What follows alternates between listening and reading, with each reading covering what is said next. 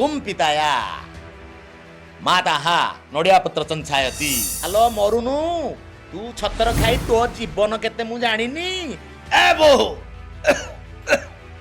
आहा टिके पीथा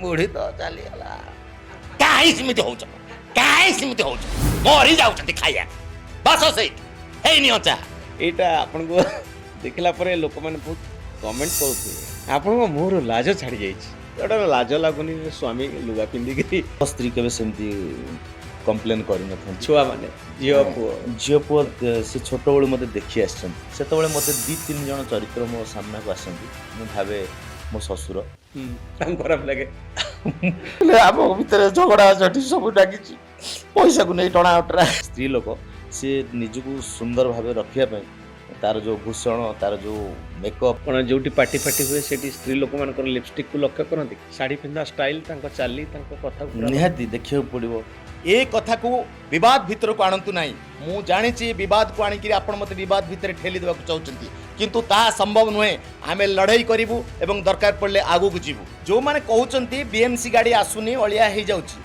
आमे भल भाव जानिचु आमे कौन करूँ तार गोटे स्वतंत्र लिस्ट होती मेनू तैयारी करा होती कौटी कौन आस आपण मैंने बुझंतु प्रज्ञा किंतु गोटे जमी मत लगे कमेडी करने तैयारी मत कि आपण चेहरा गंभीरता बेसी गांभीर्य बेसी था आपण को कई जने फनी कैरेक्टर भाव में नियंतु मो भितर से पैशन नथिबो गोटे कॉमेडी हिसाब से एक्सेप्ट करि पार नथिबो मनोज दास कहते जे मु मनीष को अधिक भल पाए बोली व्यंग ता शब्दर अर्थ होची जे मु मनीष को विद्रूप करे मु व्यंग करे जो माने विज्ञ लोक जो माने चर्चित व्यक्तित्व से माने को जतले आमे तांकर चरित्र को करू से माने तांको भितर एते ब्रॉड सेंस थाए सी तार व्यंग पार्ट कॉमेडी पार्ट को से निश्चित भाव में देखुवे पुओ झील से पुओ बहु घरे शोथे गुरुवार सका उठी नथिबे बुढ़ी लोक उठिक चिता पकाउथिबो कि बहु घरे शोथिबो सेमतिया चरित्र बहुत आसे स्कूल ले पढ़िला बेले कोड ना कोड मो भीतर से जो एक्टिंग करिया पई भीतर येटा थिला विजय मो पाखे जाय पहुंचला पर हम कहलु सर नमस्कार आमे आस्तलु उत्कल समिति विजय मुख्यमंत्री सी एमडी बसतले ये आमे उत्कल समिति आस्तलु चल बड़ाई दे पुण डाकिले पड़ू गल ना एमती रिहर्सल से कलिंग स्टाडियम पड़ा गोटे घर चाबी देदेल सब जो यात्रा करने को आप जाती पैसा पत्र मिलवे बहुत जगह समस्या आगुरी था केमती मु शुणी जे आप पूरा लागिक पैसा आदाय करेंगे मत पैसा गोटे पार्ट किसी लोक अच्छा बहुत द्रुत समस्ते नुह से मैंने चाहती जे ये धर दिन काम कर पूरा केयस भितर गहली भितर इग्नोर करदे से पैसा रही कि मुझे जगी था पैसा को जगी था कारण से कमिटमेंट होपर भी लोक ठकी देवा नमस्कार लाइव 360 न्यूज रूम रो पॉडकास्ट को मु मनोरंजन आपण को स्वागत करुच्ची नुआ वर्ष रे आपण माने हसिबा जरूरी जीवन रो जटिलता बढ़ी बढ़ी चलुची चापर पशवर्ती आमे समस्ते होचे आपण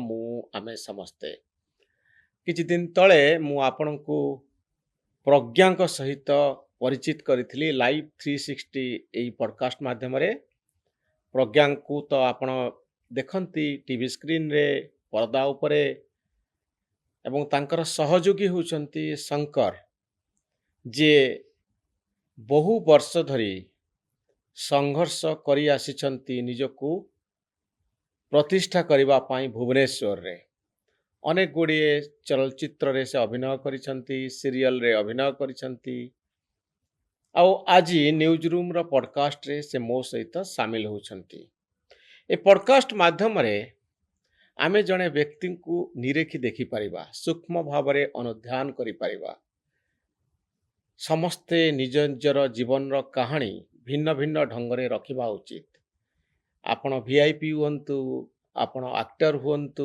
जे कोनसी ऊपर क्षमतार शीर्ष रे थांतु आपणकर बहुत किछि कहबा को थाई पारे प्रधानमंत्री मुख्यमंत्री सेलिब्रिटी समस्तक जीवन रो कहानी जीवन रो साधना जीवन रो जटिलता यह को अति सूक्ष्म भाव रे अनुभव करिबा जरूरी ଶଙ୍କର ଆଜି ତାଙ୍କ ଜୀବନର କାହାଣୀ ଆପଣଙ୍କୁ ଶୁଣେଇବେ। କମେଡିଆନର ଦୁଃଖ କ'ଣ ଆପଣଙ୍କ ସାମ୍ନାରେ ରଖିବେ ଲାଇଭ୍ 360 ନ୍ୟୁଜ୍ ରୁମ୍ର ପଡ଼କାଷ୍ଟରେ। ଶଙ୍କରଙ୍କୁ ସ୍ୱାଗତ କରିବି। ତ ନମସ୍କାର ମନୋରଞ୍ଜନ ଭାଇ ଏବଂ ନ୍ୟୁଜ୍ ରୁମ୍ର ଏଇ ଯେଉଁ ପଡ଼କାଷ୍ଟ 360 ଦେଖୁଥିବା ସମସ୍ତ ଦର୍ଶକମାନଙ୍କୁ ମୋର ହାପି ନ୍ୟୁ ଇୟର୍ ଏବଂ ସମସ୍ତଙ୍କୁ ହୃଦୟରୁ ପ୍ରଣାମ କରୁଛି। ଶଙ୍କର, ଆପଣଙ୍କ ଭିତରେ ଲାଜ ଅଛି କି ନାହିଁ? ଲାଜ ଲାଗେ ଆପଣଙ୍କୁ କେବେ? ଲାଜ ହେଉଛି ମଣିଷର ଗୋଟେ ସ୍ୱଭାବ ଥାଏ, କିନ୍ତୁ ଅଭିନୟ କଲାବେଳେ ଯଦି ଲାଜଟାକୁ ବେଶୀ ରଖିବା ସେଇଟା ଗୋଟେ ପ୍ରତିବନ୍ଧକ ହେବ। ମତେ ଲାଗେ ଯେମିତି ଆପଣଙ୍କ ପାଖରେ ଲାଜ ନାହିଁ। ମାନେ କାହିଁକି ଲାଗେ? କାହିଁ ଏମିତି ଲାଗେ? ଆପଣ ଅପରାଜିତା ଷଡ଼ଙ୍ଗୀଙ୍କ ଭଳି ଶାଢ଼ୀ ପିନ୍ଧିକିରି, ମେୟରଙ୍କ ଭଳି ଶାଢ଼ୀ ପିନ୍ଧିକିରି ଜଣେ ପୁରୁଷ ହୋଇ ମହିଳା ଚରିତ୍ରରେ ଅଭିନୟ କରିବା, ଏଇଟା ଆପଣ ତ ବହୁତ ଦିନ ଧରି ଡ୍ରାମାରେ ଅଭିନୟ କରିଥିବେ। ଆପଣ ଗାଁରେ ଯେତେବେଳେ ଡ୍ରାମା ହେଉଥିବ, ସେ ଡ୍ରାମାରେ ଆପଣ ଦେଖିବେ ଆଗକୁ 30 ବର୍ଷ ତଳେ, 20 ବର୍ଷ ତଳେ ଝିଅମାନେ ଡ୍ରାମାରେ କରିବା ପାଇଁ ରାଜି ହେଉନଥିଲେ। କାରଣ ଆମର ତ ପୁରୁଷ ପ୍ରାଧାନ୍ୟ ସମାଜ, ସେତେବେଳେ ପୁରୁଷମାନେ ନାରୀ ଭୂମିକାରେ ରହୁଥିଲେ। ଭଲ ପ୍ରଶ୍ନ ପଚାରିଛନ୍ତି। କିନ୍ତୁ ଆଜିରେ 2024 ମସିହାରେ ଜଣେ ପୁରୁଷ ନାରୀ ଭୂମିକାରେ ଅଭିନୟ କରିବ, ମତେ କାହିଁ ଲାଗେ ଯେ ଆପଣଙ୍କ ମୁହଁରୁ ଲାଜ ଛାଡ଼ି ଯାଇଛି। ଆପଣ ସେଟା କହିପାରନ୍ତି, କିନ୍ତୁ ଏହା ପଛରେ ବି ଆପଣ ଅଛନ୍ତି। ଯେତେବେଳେ ମୁଁ ଏଇ ଚରିତ୍ର ସବୁ ଆସେ, ଆମେ ସେଇ ସମୟରେ ଆମେ 2 ଜଣ ହିଁ କରୁଥାଉ। ତ ବେସିକାଲି ଦେଖାଯାଏ ସେ ଗୋଟେ ଚେହେରା କାହାକୁ କେଉଁ ଚେହେରାଟି ସୁଟ୍ କରିବ। ସମସ୍ତେ ଜାଣିଛନ୍ତି ଯେ ପ୍ରଜ୍ଞା ଆଉ ମୁଁ କରୁ। ତ ଯେତେବେଳେ ଧରନ୍ତୁ ପ୍ରତାପ ଷଡ଼ଙ୍ଗୀ ଆଉ ଅପରାଜିତା ମ୍ୟାଡ଼ାମଙ୍କ ଚରିତ୍ର ଆସିବ, ଅବଭିୟସଲି ପ୍ରଜ୍ଞା ପ୍ରତାପ ନନାଙ୍କ ଭଳି ଦେଖାଯିବ ନା ସିଏ ଆଉ ଦେଖାଯିବେ କି ଅପରାଜିତା ମ୍ୟାଡ଼ାମ ଭଳି? ତ ମୋତେ କରିବାକୁ ପଡ଼େ। ତ ମୋତେ ପ୍ରଥମେ ସଂକୋଚ ଲାଗିଥିଲା ଯେ ମୁଁ ଗୋଟେ ଛୋଟ ପିଲା ନୁହଁ, ମୁଁ ଗୋଟେ ପୁରୁଷ, ପୁଣି ମୋତେ ଏଇଟା କରିବାକୁ ପଡ଼ିବ। କିନ୍ତୁ ଆମକୁ ଅଭିନୟରେ ପଢ଼ା ଯାଇଛି ଯେ ଏଇଟା ଗୋଟେ ପାର୍ଟ। ଯେତେବେଳେ ଆମେ ଜଣକୁ ଅନୁକରଣ କରୁ, ଇମିଟେସନ୍ କରୁ, ତ ତାର ବେଶଭୂଷା ନିହାତି ଦରକାର। ସେ ଦୃଷ୍ଟିରୁ ମୋତେ କରିବାକୁ ପଡ଼େ। ଆଉ ଗୋଟେ ପାର୍ଟରେ ମୁଁ ରିଲାକ୍ସ ରହେ। ମୋତେ ବହୁତ ଫ୍ୟାନ୍ ଫଲୋଅର୍ସ କୁହନ୍ତି ଯେ ତୁମେ ଲେଡ଼ିଜ୍ ଚରିତ୍ରରେ ବହୁତ ଭଲ ଦେଖାଯାଉଛ, ରିଅଲି ତୁମେ ହାର୍ଟ ଟଚିଂ ମେସେଜ ଆସେ। ସାଙ୍ଗସାଥୀଙ୍କ କଥା ଛାଡ଼ିଲେ ବି ମୋତେ ମାନେ ଫ୍ୟାନ୍ ମାନେ ବି କହନ୍ତି ତୁମେ ବହୁତ ବଢ଼ିଆ କରୁଛ, ଭଲ ଦେଖାଯାଉଛ। ତ ଯେତେବେଳେ ଫ୍ରିକ୍ୱେଣ୍ଟଲି ସେଇ ଚରିତ୍ର କରିବାକୁ ପଡ଼ୁଛି, ଆଜି କେତେବେଳେ ସୁଲୋଚନା ମ୍ୟାଡ଼ାମ, କେତେବେଳେ ଅପରାଜିତା ମ୍ୟାଡ଼ାମ, କେତେବେଳେ ମମତା ବାନାର୍ଜୀ, ପୁଣି କେତେବେଳେ ସାଧାରଣ ମହିଳା ଏସଓଜି ଲେଡି, ତ ବାରମ୍ବାର କରିକିରି ସେଇଟାକୁ ଘରେ ଆପଣଙ୍କ ସ୍ତ୍ରୀ ଆପଣଙ୍କୁ କେବେ ପ୍ରଶ୍ନ କରନ୍ତିନି ଗୋଟେ ଲାଜ ଲାଗୁନି ସ୍ୱାମୀ ଲୁଗା ପିନ୍ଧିକିରି ସ୍କ୍ରିନ୍ ଉପରେ? ମୋ ସ୍ତ୍ରୀ କେବେ ସେମିତି କମ୍ପ୍ଲେନ୍ କରିନଥାନ୍ତି। ଛୁଆମାନେ ଝିଅ ପୁଅ ସେ ଛୋଟବେଳୁ ମୋତେ ଦେଖି ଆସିଛନ୍ତି ଯେ ସେ ତାଙ୍କର ଯେଉଁ ହେତୁ ପାଇଲା ବେଳକୁ ସେ ମୋତେ ସେଗୁଡ଼ା ଦେଖି ଆସୁଛନ୍ତି। ଯଦି ହଠାତ୍ ମୁଁ କରିଥାନ୍ତି, ସେ ବଡ଼ ହେଲା ପରେ ହୁଏତ ସେମାନେ କହିଥାନ୍ତେ କାହିଁ ଏମିତି କରୁଛ କି ଏମିତି କରିବା ଉଚିତ ନୁହଁ। ସେମାନେ ଆକ୍ୱେଣ୍ଟେଡ୍, ଦେଖିଛନ୍ତି। ମୋତେ ଲାଗେ ଯେ କେଉଁ ଲୋକ ଦେଖିଲେ ତାଙ୍କୁ ବେଶୀ ଖରାପ ଲାଗୁଥିବ ମୋର ଚରିତ୍ର, ସେତେବେଳେ ମୋତେ 2-3 ଜଣ ଚରିତ୍ର ମୋ ସାମ୍ନାକୁ ଆସନ୍ତି। ମୁଁ ଭାବେ ମୋ ଶ୍ୱଶୁର, ତାଙ୍କୁ ଖରାପ ଲାଗେ। ମୁଁ ଶୁଣିଛି କୋଉଠି ନା କୋଉଠି କିଏ ଚାହିଁବ ଯେ ତାଙ୍କ ଜ୍ୱାଇଁ ଗୋଟେ ସ୍ତ୍ରୀ ଲୋକଟେ ହଉ, ମୋର କିଏ ବାପା କି ଭାଇ, ଏମିତି ମୋତେ ଲାଗୁଥିବ। ମାନେ ଭାବୁଥିବି ଯେ ସେମାନେ ବୋଧ ହୁଏ ଖରାପ ଭାବୁଥିବେ। କିନ୍ତୁ ଯେତେବେଳେ ଗୋଟେ ଚରିତ୍ର ଭିତରକୁ ପଶୁଛୁ ବା କରୁଛୁ, ସେତେବେଳେ ଆମେ ଫୋକସ୍ କରୁଛୁ ଯେ ସେ କ୍ୟାରେକ୍ଟର ମାନିଆ କ'ଣ, ସେ ତାର କଥା କହିବାର ଶୈଳୀ କ'ଣ, ଆଉ ସେ କେମିତି ଲୁଗା ପିନ୍ଧୁଛି, କେମିତି କାନଫୁଲ ପିନ୍ଧୁଛି, କେମିତି ଶାଢ଼ୀ ପିନ୍ଧୁଛି। ତ ଯଦି ମୁଁ ଭାବିବି ଯେ ଏଇଟା କଲେ ମୋତେ ସଂକୋଚ ଲାଗୁଛି, ତାହେଲେ ମୋ ଦାନା ପାଣି ଉପରେ ହାତ ଉଠିବ। ତ ମୁଁ ସେ ଯିଏ କଣ୍ଟେଣ୍ଟ ତିଆରି କରୁଛନ୍ତି, ସେ ଭାବିବେ ଯେ ଏଇ କ୍ୟାରେକ୍ଟରଟା ଲସ୍ ହେଲା, ଏଇ ଘଟଣାଟା ଇସ୍ୟୁ ହେଇଛି, ଆକୁ ଆମେ କରିପାରୁନୁ, ତ ସେଠି ଗୋଟେ ସମସ୍ୟା ତିଆରି ହେବ। ସେଥିପାଇଁ ପେସାକୁ ସମ୍ମାନ ଦେଇକିରି ଏଇ ଜିନିଷ ଆପଣ କରିବାକୁ ବାଧ୍ୟ ହୁଅନ୍ତି ନା କରିବାକୁ ଭଲ ପାଆନ୍ତି? ପ୍ରଥମେ ପ୍ରଥମେ ବାଧ୍ୟ ହଉଥିଲି ଯେତେବେଳେ ମୁଁ ଦେଖିଲି ଏଇଟା କରିବାକୁ ମୋତେ ପଡ଼ିବ ତ ଗୋଟେ ଚରିତ୍ରକୁ ଭଲ ନ ପାଇଲେ ତ କରିହେବନି। ମୁଁ ଯଦି ଶାଢ଼ୀ ପିନ୍ଧିକିରି ବସିବି ମୁଁ ଭାବୁଥିବି ମୁଁ ଗୋଟେ ପୁଅ ପିଲାଟେ, ମୁଁ ଶଙ୍କର, ମୁଁ ଗୋଟେ ଜବରଦସ୍ତି କରୁଛି। ଆଚ୍ଛା ଅପରାଜିତା ମ୍ୟାଡାମ, ସୁଲୋଚନା ମ୍ୟାଡାମ ଏମାନେ କେବେ ଫୋନ କରି ଆପଣଙ୍କୁ କହିନାହାନ୍ତି କେବେ କିଛି?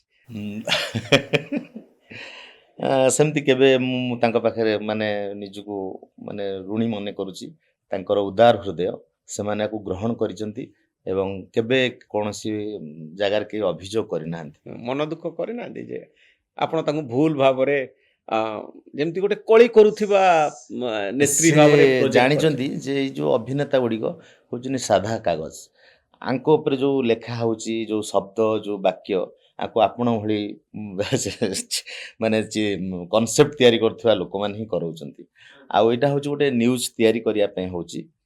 ତ ଏଇଟା ଗୋଟେ କମେଡି ମାଧ୍ୟମରେ କରାଯାଉଛି। ତା ଦ୍ୱାରା ଯିଏ ଯେତେ ଏତେ ବ୍ରଡ ସେମାନେ ସେମାନେ କେବେ ଏଇଟାକୁ ଭାବୁଛି ସେ କେବେ ଭାବି ନଥିବେ ଯେ ଏଇଟା ଗୋଟେ ଖରାପ। ଆଉ ଆମେ ତ କେବଳ ତାଙ୍କ ଏଗନେଷ୍ଟରେ ହିଁ କହୁନୁ, ଆମେ ଉଭୟ ପକ୍ଷର କଥା କହୁଛୁ, ହୁଁ ତାଙ୍କ ସପକ୍ଷରେ ବି କଥା କହୁଛୁ, ହୁଁ ବିପକ୍ଷରେ ବି କହୁଛୁ। ଗୋଟେ ପ୍ରସଙ୍ଗକୁ ଆମେ ଅଭିନୟ ମାଧ୍ୟମରେ ଏ, ଆପଣ ଶାଢ଼ୀ ପିନ୍ଧି ପାରନ୍ତି? ପ୍ରଥମେ ପ୍ରଥମେ ପିନ୍ଧି ପାରୁନଥିଲି।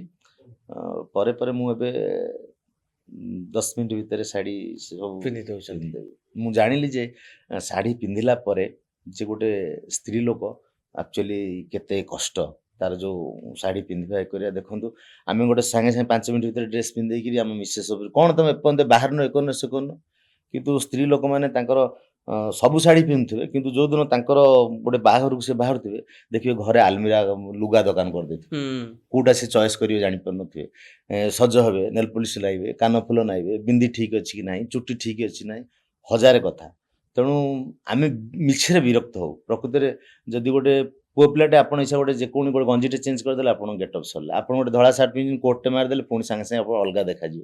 କିନ୍ତୁ ଗୋଟେ ଶାଢ଼ୀଟେ ଜଣେ ପିନ୍ଧିବ ତାର ଯଦି ଗୋଟେ କୁଞ୍ଚ କୋଉଠି ଏପଟ ସେପଟ ହେଇଯିବ ଆପଣଙ୍କୁ ବହୁତ ଅବାକ ଦେଖାଯିବ। ଗୋଟେ ସଫ୍ଟ ପିନ୍ ଏଇଠି ମାରିଥିବେ ଆପଣ ପାଟିରେ ବୁଲୁଥିବେ ଖାଉଥିବେ କିନ୍ତୁ ସିଏ ତାର ଖେଞ୍ଚୁଥିବ। ଠିକରେ ନାହିଁ ଯେ କୁଞ୍ଚ ଯଦି ଭୁଲ ହେଇଛି ଆପଣ ତେଢେଇକିରି ଚାଲୁଥିବେ। ଲିପଷ୍ଟିକ୍ ଯଦି ଏପଟ ସେପଟ ଯେ ବହୁତ ଜଗିକିରି ଖାଇବାକୁ ପଡ଼ିବ। ମୁଁ ଭାବେ ଯେତେବେଳେ ସ୍ତ୍ରୀ ଲୋକ ହୁଏ ଯେ ପ୍ରକୃତରେ ଗୋଟେ ସ୍ତ୍ରୀ ଲୋକ ସିଏ ନିଜକୁ ସୁନ୍ଦର ଭାବେ ରଖିବା ପାଇଁ ତାର ଯୋଉ ଭୂଷଣ ତାର ଯୋଉ ମେକଅପ୍ ଆପଣ ଗେଟଅପ୍ କଣ ଯୋଉଠି ପାର୍ଟି ଫାର୍ଟି ହୁଏ ସେଠି ସ୍ତ୍ରୀ ଲୋକମାନଙ୍କର ଲିପଷ୍ଟିକକୁ ଲକ୍ଷ୍ୟ କରନ୍ତି କେମିତି ପିନ୍ଧନ୍ତି? ଅବଜର୍ଭ କରିବାକୁ ପଡ଼ିବ। ଶାଢ଼ୀ କେମିତି ପିନ୍ଧନ୍ତି? ଶାଢ଼ୀ କେମିତି ପିନ୍ଧିଛି, ଲିପଷ୍ଟିକ୍ କେମିତି ପଡୁଛି, ଆଉ ମହିଳା ନେତ୍ରୀମାନଙ୍କର ଶାଢ଼ୀ ପିନ୍ଧା ଷ୍ଟାଇଲ, ତାଙ୍କ ଚାଲି, ତାଙ୍କ କଥାକୁ ପୁରା ନିହାତି ଦେଖିବାକୁ ପଡ଼ିବ। ଶାଢ଼ୀ ଯୋଉଠି ଖସୁ ନଥିବ ସେ ଦରକାର ପଡ଼ିଲେ ଖସେଇ ଦେବେ କଥା କହିବା ପାଇଁ। କ'ଣ ସୁନ୍ଦର ଦେଖାଯିବ ସେଟା ତ ଦେଖିବାକୁ ପଡ଼ିବ। କାରଣ ସମସ୍ତେ ଜାଣିଛନ୍ତି ଆମେ ଯୋଉ କଥାଟି କହୁଛୁ ସେ କଥାଟା ସମସ୍ତଙ୍କ ପାଖରେ ପହଞ୍ଚୁଛି। ହୁଁ ତ ସେଥିପାଇଁ ଭଲ ଦେଖାଯିବା ଦରକାର। ଆଉ କଥା ତ ଭଲ କହିପାରିବେ। ତେଣୁ ଗେଟଅପ୍ ପ୍ରତି ସେମାନେ ଧ୍ୟାନ ଦେବେ। ଆପଣ ଦେଖନ୍ତୁ ଗୋଟେ ନେତ୍ରୀ କେବେ ଡାକନ୍ତୁ ସେ ହଠାତ୍ ଘରେ ଯୋଉ ଡ୍ରେସରେ ଥିବ ସେ ଡ୍ରେସରେ ସେ କେବେ ଆସିବନି। ସେ ଗୋଟେ ପ୍ରପର ଗେଟଅପ୍ ନେଇକି ଆସିବ। ହୁଁ। ତେଣୁ ତ ଅବଜର୍ଭ କରିବାକୁ ଆପଣ ପଡ଼ିବ। ସବୁବେଳେ ଲକ୍ଷ୍ୟ କରିଥାନ୍ତି କି କେମିତି ଶାଢ଼ୀ ପିନ୍ଧିଛି? ମୋତେ ଯଦି କ୍ୟାରେକ୍ଟର ଦିଆହେଲା ମୁଁ ତାର 5ଟା ଭିଡ଼ିଓ ଦେଖିବି ଯେ କେମିତି ସେ କାନଫୁଲ ପିନ୍ଧୁଛନ୍ତି, କେମିତି ଶାଢ଼ୀ ପିନ୍ଧୁଛନ୍ତି। ଆଉ ମୁଁ ଯୋଉ ଆପଣ କହିଲେ ଲଜ୍ଜା ଲାଗେ ସେ ସଙ୍କୋଚ ସେଇଟାକୁ ମୁଁ କେବେ ଭାବିନି।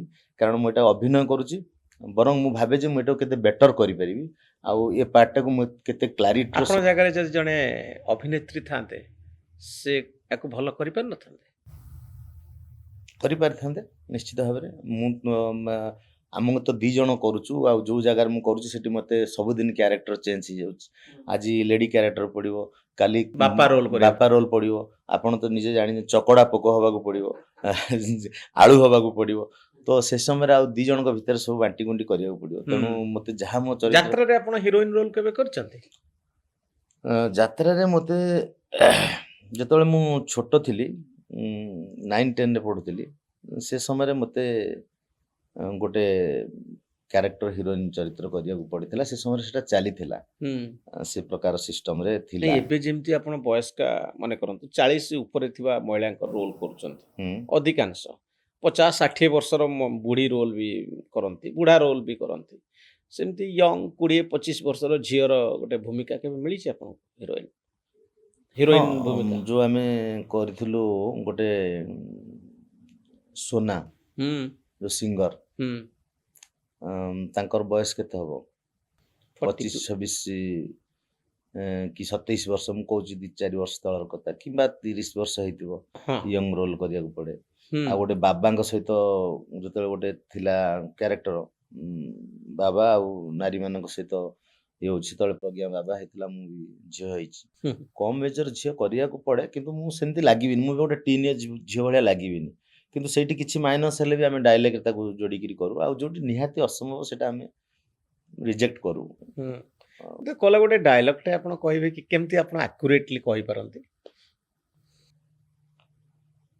ଡାଇଲେକ୍ଟ କହିବାକୁ ମନେ କରନ୍ତୁ ଗୋଟେ ହଁ ଆ, ନେତାଙ୍କ ସାଙ୍ଗରେ ଆପଣଙ୍କର କଳି ହଉଛି, ତ କୋଉ ଷ୍ଟାଇଲରେ କହିଲେ ସେଟା ବେଶୀ ମାନେ ଅପିଲ କରିବ ବୋଲି ଆପଣ ଭାବନ୍ତି? ନା ଦେଖିବାକୁ ପଡ଼ିବ ଯେ ସେ ଚରିତ୍ରଟି କିଏ ତାର ଆନସେଣ୍ଟ କ'ଣ ଅଛି ସେ କେମିତି କଥା କହୁଛନ୍ତି ଏବଂ ତାଙ୍କର ଉଦ୍ଦେଶ୍ୟ କ'ଣ ଅଛି ତା ସହିତ ସେ ଯଦି ଆପଣଙ୍କର ଗୋଟେ ମାନେ ସେ ଲୋକ ନକଲିର ଗୋଟେ ଚରିତ୍ର ମନେ କରନ୍ତୁ, ଆପଣ ଗୋଟେ ସିକ୍ୱେନ୍ସ ଅଛି, ସେ ସିକ୍ୱେନ୍ସରେ ଆପଣଙ୍କୁ ଗୋଟେ ନେତାଙ୍କ ସାଙ୍ଗରେ କଳି କରିବାକୁ ପଡୁଛି, ଜଣେ ପୁରୁଷ ନେତାଙ୍କ ସହିତ, ତ କେମିତି ଆପଣ କହିବେ?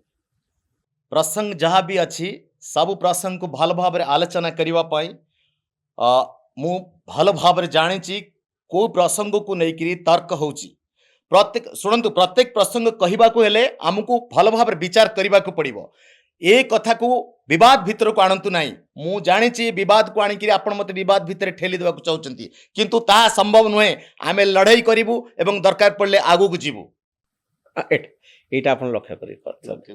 ହଁ, ମନେ କରନ୍ତୁ ବିଏମସିରେ ଗୋଟେ ଇସ୍ୟୁ ହେଇଛି, ସୁଲୋଚନା ମ୍ୟାଡାମଙ୍କ କ୍ୟାରେକ୍ଟର ଆପଣ କରୁଛନ୍ତି, ସୁଲୋଚନା ବାପାଙ୍କର କ୍ୟାରେକ୍ଟର ଲୋକ ପାର୍ଟନ କରୁଛନ୍ତି ଅଳିଆ ହେଇଗଲା, ଆମର ମ୍ୟୁନିସିପାଲିଟି ଗାଡ଼ି ଆସୁନି, ବିଏମସି ଗାଡ଼ି ଆସୁନି।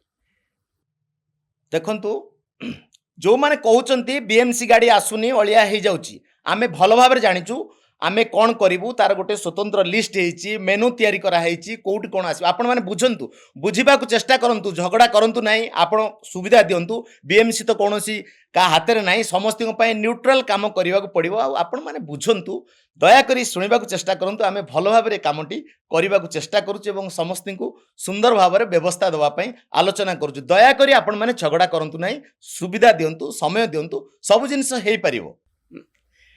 ପ୍ରଜ୍ଞା ଆପଣଙ୍କ ସହିତ ପୁରା ସିକ୍ୱେନ୍ସକୁ ମ୍ୟାଚ୍ କରିକିରି କରେ। ପ୍ରଜ୍ଞା ବିଷୟରେ ମୁଁ ଏହା କହିବି ସିଏ ବହୁତ ଭଲ ଆକ୍ଟର ପିଲା ତ ବହୁତ ଭଲ ସିଏ ଆମ ମାନେ କେମିଷ୍ଟ୍ରିଟା ମ୍ୟାଚ୍ କରେ ସିଏ ଜାଣିପାରେ ଧରନ୍ତୁ ମୁଁ କେଉଁଠି ଫେଲ୍ କରୁଛି କି ସିଏ କେଉଁଠି ଫେଲ୍ ଅଣ୍ଡରରେ ଯାଉଛି ମୁଁ ଗୋଟେ କ'ଣ ପିକଅପ୍ ଦେଲେ ସିଏ ମାନେ ଧରି ନେବ ଆଉ କେଉଁ ପର୍ଯ୍ୟନ୍ତ ଆମର ମାନେ କେଉଁଠି ଗ୍ୟାପ୍ ରହୁଛି ସେ ବହୁତ ମାନେ ଇଣ୍ଟେଲିଜେଣ୍ଟ ସହିତ କୋ ଆର୍ଟିଷ୍ଟ ହିସାବରେ ବହୁତ ଭଲ ତା ମୁଣ୍ଡରେ ପ୍ରବଳ ବୁଦ୍ଧି ପର୍ଯ୍ୟାପ୍ତ ବୁଦ୍ଧି ତାର ମାନେ ସାଙ୍ଗେ ସାଙ୍ଗେ ସେ ଗୋଟେ କ୍ୟାରେକ୍ଟର ଭିତରେ ପଶିଯିବ ୱିଦିନ୍ ଟାଇମ୍ ସେ କ୍ୟାରେକ୍ଟର ଭିତରେ ପଶିଯିବ ଏବଂ ସେ ଆପଣ ଦେଖିବେ ସାମ୍ନାରେ ଯେ ସେ ସେଇ କ୍ୟାରେକ୍ଟର କରୁଛି ଧରନ୍ତୁ ଆପଣ ତାକୁ କହିଲେ ଯେ ମନୋରଞ୍ଜନ ଭାଇଙ୍କ ଚରିତ୍ର କୁହାଯିବ ଯେ ଶଙ୍କର ଭାଇ ତମେ ମନୋରଞ୍ଜନ ମିଶ୍ରଙ୍କ ଭାଇଙ୍କର କ୍ୟାରେକ୍ଟରଟା କର ସାଙ୍ଗେ ସାଙ୍ଗେ ଗେଟଅପ୍ ଦେଇଦେବ ଆପଣଙ୍କର ଏଠି ଗୋଟେ ଭାତୁଡ଼ି କରାହେଲା ନିଶ କରାହେଲା ଛୁଟି କରାହେଲା ଆପଣଙ୍କର ବସିବା ଷ୍ଟାଇଲ୍ କରାହେଲା ଆଉ କେମିତି କ'ଣ କୁହାହେବ ଆଗକୁ ତମେ କୁହ ମୁଁ କହିବି ସିଏ କୁହ ତାପରେ ଆରମ୍ଭ ହେଲା।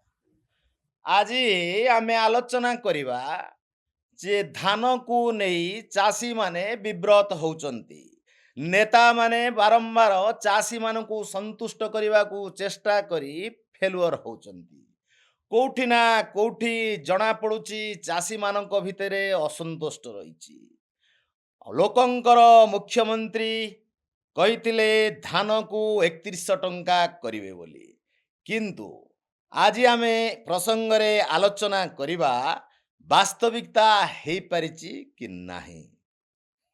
ପ୍ରଜ୍ଞା କରିଦେବ ପୁରା କରିଦେବା ପ୍ରଜ୍ଞା କିନ୍ତୁ ଗୋଟେ ଯେମିତି ମୋତେ ଲାଗେ କମେଡି କରିବା ପାଇଁ ତିଆରି ହେଇଛି ମୋତେ କିନ୍ତୁ ଆପଣଙ୍କ ଚେହେରାରେ ଗମ୍ଭୀରତା ବେଶୀ ଲାଗେ ଗାମ୍ଭୀର୍ଯ୍ୟ ବେଶୀ ଥାଏ ଆପଣଙ୍କୁ କେହି ଜଣେ ଫନି କ୍ୟାରେକ୍ଟର ଭାବରେ ନିଅନ୍ତିନି ଗୋଟେ ସିରିୟସ୍ ଅଭିଜ୍ଞତା ଅଭିନେତା ଭଳି ଭାବନ୍ତିନି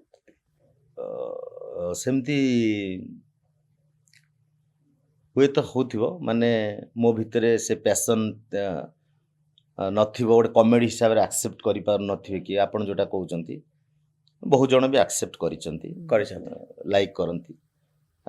ମୁଁ ଏଇ ବର୍ଷାଙ୍କ ଫିଲ୍ମରେ ଦେଖିଲା ବେଳକୁ ଆପଣ ବାପା ରୋଲରେ ଆସିଲେଣି କମେଡି ରୋଲ କରିବା କଥା ଶଙ୍କା ନାଟକରେ କିନ୍ତୁ ମତେ ଲାଗିଲା ପ୍ରଜ୍ଞା କେବେ ହେଲେ ବାପା ରୋଲ କରିପାରିବେନି ପ୍ରଜ୍ଞା ବାପା ରୋଲ କଲେ ବି ସିରିୟସ୍ କରିପାରିବ ତାକୁ ମୁଁ ଜାଣିଛି ପ୍ରଜ୍ଞା ବାପା ରୋଲ କରିପାରିବ ଗୋଟେ ସିରିୟସ୍ କ୍ୟାରେକ୍ଟର କରିପାରିବ କିନ୍ତୁ କେହି ତାକୁ ଆକ୍ସେପ୍ଟ କରିବେ କିଏ ଆକ୍ସେପ୍ଟ କରିବ ଯେମିତି ଆପଣ ମତେ ଭାବି ପାରୁନାହାନ୍ତି ଯେ ଭାବିଲା ବେଳକୁ ବହୁତ ଟାଣି ହେବାକୁ ପଡୁଛି ଯେ କେମିତି କଣ କମେଡି କରୁଛି ଇଏ କରୁଛି ସେମିତି ସମସ୍ତେ ଭାବନ୍ତିନି କିନ୍ତୁ ମୁଁ ଜାଣିଛି ସେ କରିଦେଇ ପାରିବ ଆକ୍ଟିଂ ଯେତେବେଳେ ଆମେ ଆକ୍ଟିଂକୁ ପାଠ ହିସାବରେ ପଢିଛୁ ଆମେ କୌଣସି ଚରିତ୍ର କରିପାରିବୁନି ବୋଲି କହିଲେ ସବୁ ଚରିତ୍ର ହବନି ସବୁ ଚରିତ୍ର କରିବା ଉଚିତ ତାର ଥିଓରି ପାଠଟା ହଉଛି ସେଇଆ ତାର ହଉଛି ଯୋଉ 4ଟି ପାର୍ଟ ରହୁଛି ଆଙ୍ଗିକ ବାଚିକ ସାତ୍ଵିକ ଆହାର୍ୟ ଆଙ୍ଗିକ ହଉଛି ଆମର ଅଙ୍ଗଭଙ୍ଗୀ ଗେସ୍ଚର ପୋସ୍ଚର କଥାବାର୍ତ୍ତା ବାଚିକ ହଉଛି ଆମର ଡାଇଲେକ୍ଟ ମଡୁଲେସନ ମୁଁ ଆପଣଙ୍କ ଭଳିଆ କଥା କହିବି ମୁଁ ଗୋଟେ ହାତୀ ଭଳିଆ କଥା କହିବି ମୁଁ ଗୋଟେ ଚେଞ୍ଚିଆ ସ୍ତ୍ରୀ ଲୋକ ଭଳିଆ କଥା କହିବି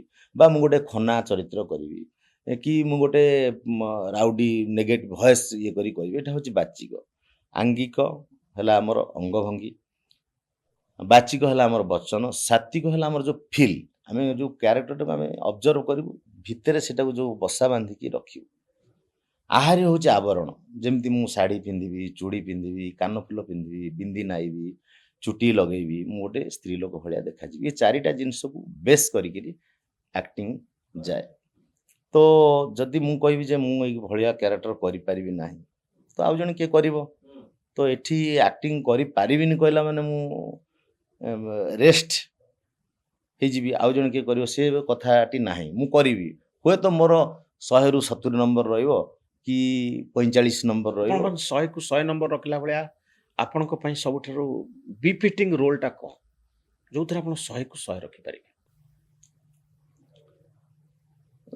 ସେମିତି ଅନେକ କ୍ୟାରେକ୍ଟର ମୁଁ କରିଛି ମୁଁ ସାଟିସ୍ଫାଏଡ ହେଇଛି ଯେ ମୁଁ 100କୁ 100 ରଖିଛି କୋଉଥିରେ କୋଉ କ୍ୟାରେକ୍ଟର ସବୁ ଚରିତ୍ର କରିଛି ଦେଖନ୍ତୁ ଆପଣଙ୍କର ଯେତେବେଳେ ମୁଁ ପ୍ରଧାନମନ୍ତ୍ରୀଙ୍କ କ୍ୟାରେକ୍ଟର କରିଛି ସବୁ କ୍ୟାରେକ୍ଟର ନୁହଁ ବାରମ୍ବାର କରିଛି କିନ୍ତୁ କୋଉଠି ନା କୋଉଠି ମତେ ତାଙ୍କ ଗେଟଅପରେ ମତେ ଲୋକ ଆକ୍ସେପ୍ଟ କରନ୍ତି ଆଉ ଗୋଟେ ମେଗା ସିରିଏଲ ଗୋଟେ କରିଥିଲି ଗୋଟେ ତୋତଲା କ୍ୟାରେକ୍ଟର ଆଦିବାସୀ ବାପାଟିଏ କମେଡି ରାନୀରେ ସେଠି ବି ମତେ ଲାଗିଛି କେମିତି କରୁଥିଲେ ଆପଣ ଟିକେ କହିଲେ ଏଟା ହଉଛି ଗୋଟେ ସାଇଡ ମାନେ ମେନ୍ ହିରୋଇନ ତାପରେ ଗୋଟେ ବହୁତ ବଡ ଲୋକିଆ ଘରର ପୁଅ ତାର ସାଇଡ ହିରୋଇନ ଆଜିକାଲି ଯୋଉ ଦିଟା ହିରୋଇନ ରହୁଛନ୍ତି ତ ସେଇ ସାଇଡ ହିରୋଇନଟା ଗୋଟେ କାମବାଲିର ଝିଅ ସହିତ ତାର ଆଫେୟାର୍ସ ହେଇଯାଇଛି ସେ କଥାଟା ଯେତେବେଳେ ଏକ୍ସପୋଜ ହେଇଛି ସିଏ ଚାହୁଁଛି ତା ଝିଅକୁ ବାହାର କରିଦେବା ପାଇଁ ତ ତା ବାପାକୁ ଡାକା ହେଇଛି କନ୍ୟାଦାନ କରିବା ପାଇଁ ସେ ଚରିତ୍ର ହଉଛି ଗୋଟିଏ ସିକ୍ୱେନ୍ସ ମାତ୍ର ଥିଲା କିନ୍ତୁ ସେଇଦିନ ସେଇ ସୁଟିଂରେ କିଛି ଅସୁବିଧା ଥିଲା ଯାହାଫଳରେ କି ସୁଟିଂ ହେଇପାରୁନଥିଲା ମୁଁ ସେଠୁ ଆସିଲା ବେଳକୁ ଜାଣିଲି ଯେ ମେଗା ସିରିଏଲରେ ଆମକୁ କହିଦିଆ ହବ ଏଇଠି ମନୋରଞ୍ଜନ ଭାଇ ବସିଛନ୍ତି ସେଇଠି ବାପା ସେଇଠି ମା ତାଙ୍କୁ ସବୁ ଅନେଇକିରି କୁହ କହିଲେ ତାପରେ ସିଏ ସେପଟ ପାଖ ଆସିବ ଯୋଡ଼ା ଯୋଡ଼ି ହବ ଆମେ ଯୋଉ ଏମିତି ବସିଛେ ଏକାଠି ସେମିତି ହେଇପାରେନି ତ ମତେ କହିଦେଲେ ଏଇଠି ସେ ସମୁଦ୍ରୀ ଏଇଠି ଅମକ ଢମକ ମୁଁ ସେଠୁ କରିଲି ତାର କ୍ୟାରେକ୍ଟରଟା ଡାଇଲଗ କେମିତି ଥିଲା ଖନା ଲୋକଟା ସେ କହୁଛି ଲଙ୍ଗବତୀ ଇଏ ଘଲ ଭିତରେ ଭାଲି ବଳିଆ ଲାଗୁଛି ମତେ ତ ଲାଗୁଛି ତୁ ମୋ ଦିଅ ନୁହ ତୁ ତୁ ଆଦି ଥାଲୁ ଏ ଘଲଲ ଲାନି ପୁଲା ଲାନି ତୁ ଲାଜ ମହଲରେ ଲଇବୁ ଗୋଟେ ଚୁଟିର ଇଏ ଲାଗିଥିବ ସେ ତାର ଗୋଟେ ମାନ୍ୟା ଅଛି ଏମିତି ଝାଡ଼ିଦେଲେ ତା କଥା ବାହାରୁଛି ତ ସେ ମାତ୍ର ଗୋଟିଏ ସିନ୍ ଥିଲା କିନ୍ତୁ ଯେହେତୁ ତାଙ୍କର କେହି ଆସିନଥିଲେ ମୁଁ ବସିଛି ମୋ ସିନ୍ ସରିଗଲା ପରେ ମୁଁ ତାକୁ ଇମ୍ପ୍ରୋଭାଇଜ କରିକି 3-4ଟା ସିନ୍ ଛୋଟ ଛୋଟ କରିଦେଲି ବୋଲେ ଏତେ ସମୟ କାହିଁ ବସିବି ଏତେ ବଢିଆ ଗେଟଅପଟା ନେଇଛି ମୁଁ କହିଲି କରିଦେଇଥାଅ ସେ ଯୋଉ ଝିଅଟା ମୋ ସାଙ୍ଗରେ ଥାଏ ରଙ୍ଗବତୀ ତାକୁ ନେଇକିରି ତାଙ୍କର ଆସିବା ଡେରି ହଉଛି ଯେହେତୁ ହୋଲ ନାଇଟ୍ ହେଇଛି ମୁଁ 3-4ଟା ଛୋଟ ଛୋଟ ସିନ୍ କରିଦେଲି ପରବର୍ତ୍ତୀ ସମୟରେ ଏମିତି ଗୋଟେ ସିକ୍ୱେନ୍ସ ଆସିଲା ଯେ ତାଙ୍କର ଆଉ ବାଜିବାକୁ ନାହିଁ ସିଏ କଣ କଲେ ଏଇ ସିନ୍ ଗୁଡାକୁ ତା ଭିତରେ ସଜେଇକି ରଖିଦେଲେ ଲାଷ୍ଟ ୱିକରେ ଟିଆରପି ଅଧିକା ଆସିଲା ତ ମୋ କ୍ୟାରେକ୍ଟରଟା ବହୁତ ସେମାନେ ଆସିଲା ଯେ କ୍ୟାରେକ୍ଟର ତମେ ଅଧିକା କର ମୁଁ କହିଲି କଣ ତମେ ଗୋଟେ ଦିନ ପାଇଁ କହିଥିଲ ପୁଣି କହୁଛ ଅଧିକ କରିବା ପାଇଁ ନା ଏ କ୍ୟାରେକ୍ଟରଟା ଭଲ ହଉଛି କରନ୍ତୁ ମୁଁ କହିଲି ତାହେଲେ ମୋର ଟିକେ ରେମୁନେସନ କଣ ଏ ସିରିଏଲ ନା ରାନୀ ରାନୀ ତରଙ୍ଗରେ ଥିଲା ବହୁତ ଲମ୍ବା କ୍ୟାରେକ୍ଟର 6-7 ମାସ ବର୍ଷେ ଏଇ ପାଖାପାଖି ଚରିତ୍ର ସେମିତି କଣ୍ଟିନ୍ୟୁ କଲା। କଣ୍ଟିନ୍ୟୁ କଲା। ମେଜର ସିନ୍ ସବୁ ରହିଲା। ଆଉ ମୋର ଯୋଉ ଗେଟଅପ୍ଟା ବହୁତ ଟଚି ଥିଲା।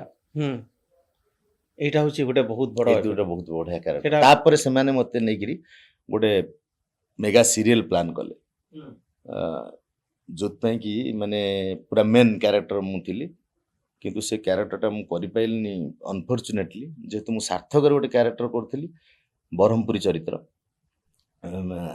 ଏମାନେ ଡିମାଣ୍ଡ କଲେ ଯେ ବ୍ରହ୍ମପୁରୀ ଚରିତ୍ର କରିବା ପାଇଁ। ଚ୍ୟାନେଲ ଭିତରେ ଟିକେ ସେ କଥାଟା ସମଝି ହେଇପାରିଲାନି। ମୁଁ ଓହରିଗଲି। ମୋର ଆଉ ଜଣେ ବନ୍ଧୁ ହୁର୍ସି ବାବୁ ସେଟାକୁ କରିଥିଲେ। ତ ଏଇ ଚରିତ୍ରକୁ ନେଇକରି ଏଇଭଳିଆ ଆକ୍ଟିଂକୁ ନେଇକରି ଗୋଟେ ସିରିଏଲ ବି ପ୍ଲାନିଂ କରା। ପ୍ଲାନିଂ କରାଯାଇପାରିବ। ହୁଁ ସିରିଏଲ ମେଗା ସିରିଏଲ ସମସ୍ତେ ଧରନ୍ତୁ କରୁଛନ୍ତି। ମୋ ଅଗଣାର ତୁଳସୀ, ମୁଁ ଜଣକୁ କନସେପ୍ଟ ଦେଇଥିଲି, ଆପଣ କରନ୍ତୁ ମୋ ଅଗଣାର ବିଛୁଆତି। କନସେପ୍ଟ ଦେଇଥିଲେ। ହଁ, ପ୍ରଜ୍ଞା ହେଉଛି ମୋର ପୁଅ, ସିଏ ବିଛୁଆତି ବାଳୁଙ୍ଗା। ପ୍ରତ୍ୟେକ ଦିନ ସିଏ ଗୋଟେ ଗାଁରେ ଗୋଟେ ଘଟଣା ଘଟେଇକିରି ଆସୁଛି। ସନ୍ଧ୍ୟାବେଳକୁ କେତେବେଳେ ପୋଲିସ ଆସୁଛି, କେତେବେଳେ ସରପଞ୍ଚ ଆସୁଛି, କେତେବେଳେ ପଡ଼ିଶା ଘର ଝିଅକୁ କମେଣ୍ଟ ମାରିଛି ଆସୁଛି, କେତେବେଳେ ସ୍କୁଲରୁ ଶିକ୍ଷକ ଆସୁଛି। ଆକୁ ବି ନେଇ କନସେପ୍ଟ କରିହେବ, ଲୋକ ଦେଖିବେ।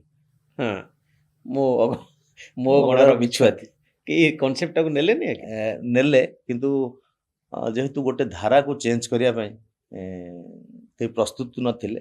କିଛି ବି କେତେଜଣ ପ୍ରସ୍ତୁତ ହେଲେ, ପୁଣି ଅଧାରୁ ରହିଗଲେ ଯେ ମେଗା ସିରିଏଲ ଆମ ଉପରେ 5 ଦିନ 4 ଦିନର କଥା, କରିହେବ ନ ହେବ। ଏପର୍ଯ୍ୟନ୍ତ ବି କିଛି ଲୋକ ହଁ ସେଟାକୁ କରିବା ଏମିତି ହେଇକିରି ଅଛି। କେତେବେଳେ ତା ଟାଇମ୍ ଆସିଲେ ହେଇପାରେ। ହଁ, ମୋ ଗଣାର ବିଛୁଆତି। ବିଛୁଆତି ଆପଣ କହୁନାହାନ୍ତି, ଆପଣଙ୍କୁ ହସ ଲାଗୁଛି, ହେଇପାରିବ କି ନାହିଁ? ହେଇପାରିବ। ଗୋଟେ ଛୋଟ ପିଲାଟା, ସେ ଦୁଷ୍ଟ ହଉଛି, ପ୍ରତ୍ୟେକ ଦିନ ଗୋଟେ ଘଟଣା ଘଟେଇ ଦେଇକିରି ଆସୁଛି। ତାକୁ ନେଇ ଘରେ ଇସ୍ୟୁ ହଉଛି, କମେଡି ସିରିଏଲ। Comedy serious. ତାକୁ ନେଇ ପଞ୍ଚ ବସୁଛି, ମିଟିଂ ହଉଛି, ଥାନାକୁ ଯାଉଛି। ଏଇ ଯୋଉ ଡାଇଲଗ ଗୁଡିକ ମୁଁ ଦେଖେ ବହୁତ ସମୟରେ ରିଲ ଆକାରରେ ଆସେ ସବୁ, ଯେ ପ୍ରଜ୍ଞା ଆଉ ଆପଣ ଏଇ ମାଟ୍ରିକ ପଢୁଥିବା ପିଲାଟି, ଆପଣ ବାପା ରୋଲ କରିଥିବେ, ସିଏ ପିଲା ହେଇକରି 10ମ ଶ୍ରେଣୀର ପିଲା ହେଇକରି। ସେଇ ଯୋଉ କନସେପ୍ଟ ସାଂସ୍କ୍ରିଟରେ ଯୋଉ କହୁଛି, ଅନେଷ୍ଟଲି ମୁଁ କହିବି ଯେ ଏଇଟା ଗୋଟେ ଫୁଲ ଇମ୍ପ୍ରୋଭାଇଜେସନ। ଏଇଟା ଗୋଟେ ମାଟ୍ରିକ ସମୟର କଥା। ଗୋଟେ ପିଲାଟେ ପାଠ ପଢୁନି, ତ ତାକୁ ନେଇକିରି ଆମର ଗୋଟେ ଥିଲା କରିବା ପାଇଁ। ସ୍କ୍ରିପ୍ଟ ଠିକ୍ ଠାକ୍ ଲେଖା ହେଇନଥିଲା, ତ ଆମକୁ ବେଳେବେଳେ ଡ୍ୟୁରେସନ୍ ପାଇଁ କିଛି ଏକ୍ସଟ୍ରା, ଧର 5 ମିନିଟ୍ ଦରକାର, ଆମେ 7 ମିନିଟ୍ 8 ମିନିଟ୍ 10 ମିନିଟ୍ କରିଥାଉ। ତ ସେଇଟା 1 ଇୟର ଯେଉଁ ଚ୍ୟାନେଲରେ ସେଇଟା ଥିଲା, ଆପଣ ତ ସବୁ ଚ୍ୟାନେଲ ସହିତ ସବୁ ଚ୍ୟାନେଲରେ ଆପଣଙ୍କର ବନ୍ଧୁ ଆଉ ଛାତ୍ର ଶିଷ୍ୟ ଅଛନ୍ତି, ଆପଣ ବୁଝିପାରିବେ। 1 ଇୟର ପର୍ଯ୍ୟନ୍ତ ସେଇଟା ଆକ୍ସେପ୍ଟ ହେଲାନି। ଯେ ସେ ଭାବିଲେ ଏଇଟା ଗୋଟେ କ'ଣ ହଠାତ୍ କରାହେଇଛି, ତାକୁ ବଜେଇଲେନି, ଡ୍ରପ୍ କରି ରଖିଲେ। ଗୋଟେ ଟାଇମରେ ଆମେ ଟାଇମ୍ ଦେଇପାରିଲୁନୁ, ସେଟାକୁ ବଜାଗଲା। ବାଜିଲା ପରେ ସେ କନସେପ୍ଟ, ତାର ରିଲ୍ସ ମୋତେ ୟୁଏସ୍ରୁ ଜଣେ ପଠେଇଲେ। ପଠେଇଲା ପରେ ମୁଁ ଦେଖିଲି ଭଲ ଲାଗୁଛି। ତାପରେ ବହୁତ ଭାଇରାଲ ହେଲା। ଆମେ ବି ଯେବେ ବି ଯେଉଁ ଷ୍ଟେଜକୁ ଯାଉଛୁ, ଆମକୁ କୁହନ୍ତି ଯେ ସେ ଯେଉଁ ମାଟ୍ରିକ ପିଲା ଯେଉଁ ବାପ ପୁଅ ସାଂସ୍କ୍ରିଟ ଡାଇଲଗ ଟିକେ କୁହ। ସେ ଡାଇଲଗ ଟିକେ କହିଲେ ଟିକେ। ସେ ଡାଇଲଗଟା ଆକ୍ଚୁଆଲି ପ୍ରଜ୍ଞାର ଥିଲା। ହଁ। ତାକୁ ମୁଁ କହୁଛି ଯେ ଆଚ୍ଛା, ତୁ ସେ ମାଟ୍ରିକ ମାନେ ପରୀକ୍ଷା ରେଜଲ୍ଟ ବାହାରିଛି, ସିଏ ଫେଲ୍ ହେଇଛି, କିନ୍ତୁ ସିଏ ଗୋଟେ ସିଲ୍ ଫିଲ୍ ଗୋଟେଇକିରି ଆଣିକିରି ଆସିକିରି କହୁଛି ଯେ ମୁଁ ପାସ୍ କରିଛି ବୋଲି। ମୁଁ ଜାଣିଛି ଯେ ସେ ପାସ୍ କରିନଥିବ। ଗରିବ ମାଆଟା, ସେ ଚୁଲିରେ ଜାଳୁଛି, ସେଇ ସମୟରେ କଥାବାର୍ତ୍ତା। ମା ତ ସବୁବେଳେ ପୁଅକୁ ସପୋର୍ଟ କରେ। ମୁଁ ତାକୁ କହୁଛି ତୁ ପାସ୍ କରିଗଲୁ ନା? ହଁ, ମୁଁ ଫାର୍ଷ୍ଟ କ୍ଲାସ୍ ପାଇଛି। ତୁ ଫାର୍ଷ୍ଟ କ୍ଲାସ୍ ପାଇଛୁ? କେତେ ନମ୍ବର କେଉଁଥିରେ ରଖି? ନା ସବୁଥିରେ ମୁଁ ଭଲ ନମ୍ବର ରଖିଛି। ସାଂସ୍କ୍ରିଟରେ ମୋର ଏତେ, ହିନ୍ଦୀରେ ଏତେ। ମୁଁ କହିଲି ତୁ ସାଂସ୍କ୍ରିଟରେ କହିଲୁ। ବାପା ବସିଛନ୍ତି ଆଉ ମା ରୋଷେଇ କରୁଛନ୍ତି। ସେ ଧଡ଼କିନି କହିଲା, ତୁମ ପିତାୟା ମାତାହା ନଡ଼ିଆ ପତ୍ର ଚଞ୍ଛାୟତି ରୋଷେଇ କରତି। ସିଏ ତାକୁ ଗୋଟେ ଠାକେରେ ପକେଇକିରି ଏମିତି କହିଲା। ମୋତେ ବି ସେଇଠି ହସ ମାରିଲା। ପରବର୍ତ୍ତୀ ସମୟରେ ସେଟା କ୍ଲିକ୍ କଲା। ହିନ୍ଦୀ ବି ସେ ସେମିତି କହେ ତାକୁ, ଯାହାପରେ ଇଂଲିଶରେ ବି ସେ କହେ ତାକୁ। ମାନେ ସେ ଯେଉଁ ବାପ ପୁଅଙ୍କର ସେ କମ୍ବିନେସନଟା, ଆମେ ଗୋଟେ ଛାତ ଉପରେ ସେଟା କରିଥିଲୁ। ତାକୁ ମିଲିୟନ ଭ୍ୟୁଜ୍ ଗଲା। ମିଲିୟନ୍ସ ଭ୍ୟୁ ଗଲା। Millions view. କିଏ ତାକୁ ନ ଦେଖିଛି ବୋଲି ମାନେ କଥା ନାହିଁ। ପ୍ରତ୍ୟେକ ଲୋକ ତାକୁ ଦେଖିଥିବେ। ସେ ଚରିତ୍ରଟା ଆପଣ କୋଉଠୁ ପାଇଲେ? ବାପ ପୁଅ କଥା ହଉଛନ୍ତି, ମାଟ୍ରିକରେ ବାଳୁଙ୍ଗା ପିଲାଟିଏ। ଚରିତ୍ର ହେଉଛି ଗୋଟେ, ଯେଉଁ ପିଲାମାନେ ସବୁ ପାଠ ପଢ଼ିକିରି ଫେଲ୍ ହେଇଯାଇଛନ୍ତି, ସେ ସମୟରେ ମାଟ୍ରିକ ସମୟରେ ଆମେ ସବୁ ଗାଁ ଗହଳିର ପିଲା। ଅନେକ ପିଲା ଆସିକିରି ଟ୍ୟାମ୍ପରିଂ କରିକିରି ନମ୍ବର ଦେଖେଇଦେବେ, କହିବେ ଆମେ ପାସ୍ କରିଛୁ, ଏତେ ନମ୍ବର ରଖିଦେଇଛୁ। କିଏ ମାନେ ବାପାଙ୍କୁ ସେଇ ସମୟରେ ଘର ଲୋକଙ୍କୁ ଭୂତେଇବା ପାଇଁ। ତ ଏମିତି କଣ୍ଟେଣ୍ଟ ହୁଏ। ତ ସିଏ ଗୋଟେ ଡହରାଟେ, ସେ ଆସିଛି, ସେ ଆସିକିରି ଭୂତଉଛି ବାପାଙ୍କୁ। ନ ଭୂତେଇଲେ ଘରେ ମାଡ଼ ହେବ, ଇଏ ହେବ। ତ ପାଠ ସେ ନମ୍ବର ରଖିନି, ଦୁଇଟା ସିଲ୍ ନେଇ ଆସିଛି। ଏଇଟା ଗୋଟେ ଆମେ ଡିସ୍କସନ୍ କରିକି ଇମ୍ପ୍ରୋଭାଇଜ୍ କରିଥିଲୁ। ଥ୍ୟାଙ୍କ ଗଡ୍ସ ସେଟା ବହୁତ। ଆଉ ସେଇ ସମୟରେ ପ୍ରଜ୍ଞାର ଗେଟଅପ୍ ବହୁତ ଭଲ ଥିଲା। ତାଙ୍କ ବାପା ଙ୍କର ଦେହାନ୍ତ ହେଇଥିଲା। ଚୁଟି ଟିକେ ସେ କମ୍ ଥିଲା ତାର, ତ ସେଟା ଗୋଟେ ଅଲଗା ଲାଗିଲା। ଅଲଗା ଲାଗିଲା। ଅଲଗା ଲାଗିଲା ଯେ ଛୋଟ ପିଲାମାନେ ସବୁ ବେଳେ ଲଣ୍ଡା ହେଇଯାଇଛନ୍ତି, ତା ଦିଟା କଲି ସେ ବାହାର କରିଦେଇଛି, ଏମିତି ହେଇକିରି ଅଲଗା ଲାଗିଲା। ଆଉ ଏଇ ଡାଇଲଗଟା ମ୍ୟାଚ୍ କଲା। ଗୋଟେ ମୁଡ୍ ଥାଏ ଆର୍ଟିଷ୍ଟର। ଆପଣ ଯେମିତି ଏଇ ପ୍ରଡକାଷ୍ଟରେ ସମସ୍ତଙ୍କୁ ବହୁତ କଥା ପଚାରୁଛନ୍ତି, ଆପଣଙ୍କର ଗୋଟେ ଗୋଟେ କଥା ବହୁତ ଭଲ ଲାଗେ। ଆପଣଙ୍କ ଭଏସ୍ର ପଚାରିବାର ଶୈଳୀ ସବୁ ତ ଭଲ ଲାଗେ, କିନ୍ତୁ ଗୋଟେ ଗୋଟେ ବହୁତ ଟଚି ହୁଏ, ବହୁତ ଭାଇରାଲ ହେଇଯାଏ। ଲୋକଙ୍କୁ କୋଉଟା ଭଲ ଲାଗିବ ସେଟା ଆମ ହାତରେ ନାହିଁ। ହଁ, ମୁଁ ନିଜେ ଦେଖିଛି ସେଇଟା ଭଲ ଲାଗେ ମୋତେ। ଆଉ ଗୋଟେ ସିକ୍ୱେନ୍ସ ମୁଁ ଯାହା ପ୍ରଜ୍ଞାଙ୍କୁ ବି ପଚାରୁଥିଲି, ସେ ଗୋଟେ ବୁଢ଼ୀ ରୋଲରେ ମୋତେ କାହିଁ ବହୁତ ଆକୁରେଟ୍ ଲାଗେ। ଆମେ ବି ସବୁ ଗାଁରୁ ଆସିଛୁ, ଆଉ ଆପଣଙ୍କର ସେଇ ବୁଢ଼ା ବାପା ରୋଲ୍ ଆଉ ସେ ଗୋଟେ ବୁଢ଼ୀ ରୋଲ୍ରେ ରହିବାଟା, ଏଇଟା ଗୋଟେ ଲାଗେ ମୋତେ ୟୁନିକ୍ କମ୍ବିନେସନ୍। ଗାଁର ରୁରାଲ ଓଡ଼ିଶାର ଚିତ୍ର ସେ ଅଭିନୟ ଭିତରେ ଫୁଟି ଉଠେ। ପ୍ରଜ୍ଞା ଆଉ ମୁଁ, ଆମେ ଦି ଜଣ ତ ଗୋଟେ କଲେଜମେଟ୍, ତା ସହିତ ଆମେ ଗୋଟେ ଅଞ୍ଚଳର ପିଲା, କେନ୍ଦ୍ରାପଡ଼ା। ତାଙ୍କର ଯଦିଓ ତାର କାଗଜପତ୍ରରେ ହେଉଛି କଟକ, କିନ୍ତୁ ତାଙ୍କ ବାଡ଼ି ହେଉଛି କେନ୍ଦ୍ରାପଡ଼ାରେ, ତାଙ୍କ ଘର ହେଉଛି କଟକରେ, ଏମିତିଆ। ତେଣୁ ଆମର କେନ୍ଦ୍ରାପଡ଼ା ଯାଜପୁର ଯେଉଁଟା ପୂର୍ବ କଟକ, ଯେଉଁଟା ମାନେ ପରେ ସିନା ଡିଭିଜନ ହେଇଗଲା, ଅବିଚ୍ଛେଦ କଟକ ଯେଉଁଟା ଥିଲା, ସେଟା ପ୍ରାୟ ଗୋଟିଏ ପ୍ରକାରର ଭାଷା, ଚାଲିଚଳଣି, କଥାବାର୍ତ୍ତା ସେଇ ପ୍ରକାରର ଥାଏ। ତ ସେଇଠି ଯେଉଁ ଗାଁର ସ୍ତ୍ରୀ ଲୋକମାନେ ବା ଗାଁର ବାପାମାନେ ଆଉ ପୁରୁଷମାନେ, ତାଙ୍କର କଥାବାର୍ତ୍ତା ଚଳଣି ଗୋଟେ ଷ୍ଟାଇଲ୍ ଅଛି। ସେ ଷ୍ଟାଇଲ୍ଟାକୁ ଆମେ ଯେହେତୁ ସେଇଠି ବଢ଼ିଛୁ, ଆମେ କୋଉଠି ନା କୋଉଠି ଆମ ଭିତରେ ସେଇଟା ଅଛି। ଆମ ବାପା ହୁଅନ୍ତୁ, ବଡ଼ ବାପା ହୁଅନ୍ତୁ। ତାପରେ ଯେତେବେଳେ ଅଭିନୟଟାକୁ ଆମେ ଆମର ପେଶା କଲୁ, ଆମକୁ ଅବଜର୍ଭ କରିବାକୁ ହୁଏ ଯେ କୋଉ କୋଉ ଏମିତି କିଛି ଚରିତ୍ର ଅଛନ୍ତି ମୋ ଗାଁରେ, ସେମାନେ ମୋତେ ସବୁବେଳେ ଭଲ ଲାଗନ୍ତି। ତା ମୁଁ ଯେତେବେଳେ କରେ, ମୁଁ ଭାବେ ଯେ ଏଇ କ୍ୟାରେକ୍ଟରଟାକୁ ମୁଁ କରିବି। ତା ଷ୍ଟାଇଲ୍ କ୍ୟାରେକ୍ଟର ମୋର ଜଣେ ମାମୁଁ ଅଛନ୍ତି ରସାନନ୍ଦ ବୋଲି, ତାଙ୍କ କଥାବାର୍ତ୍ତା ଷ୍ଟାଇଲ୍ ବହୁତ କେମିତି ୟୁନିକ୍। ତାଙ୍କ କଥାବାର୍ତ୍ତା? ସିଏ ମାଇଁ ଉପରେ ରାଗିବେ, ସେ କହିବେ ଚୁପ୍, ତୋ ଯୋଗୁ ନଗଜପୁର ଧ୍ୱଂସ ହେଇଗଲା, ନଗଜପୁର ଧ୍ୱଂସ ହେଇଗଲା ତୋ ଯୋଗୁ, ସାଲି ବାଟି ଚୁପ୍ କର। ଏଇ ଟାଇପର କହନ୍ତି। ଏଇଟା ଆପଣଙ୍କୁ ବହୁତ ଆପ୍ରିସିଏଟ୍ କରେ, ଏ ଡାଇଲଗଟା ବହୁତ ଆପଣଙ୍କୁ ଭଲ ଲାଗେ।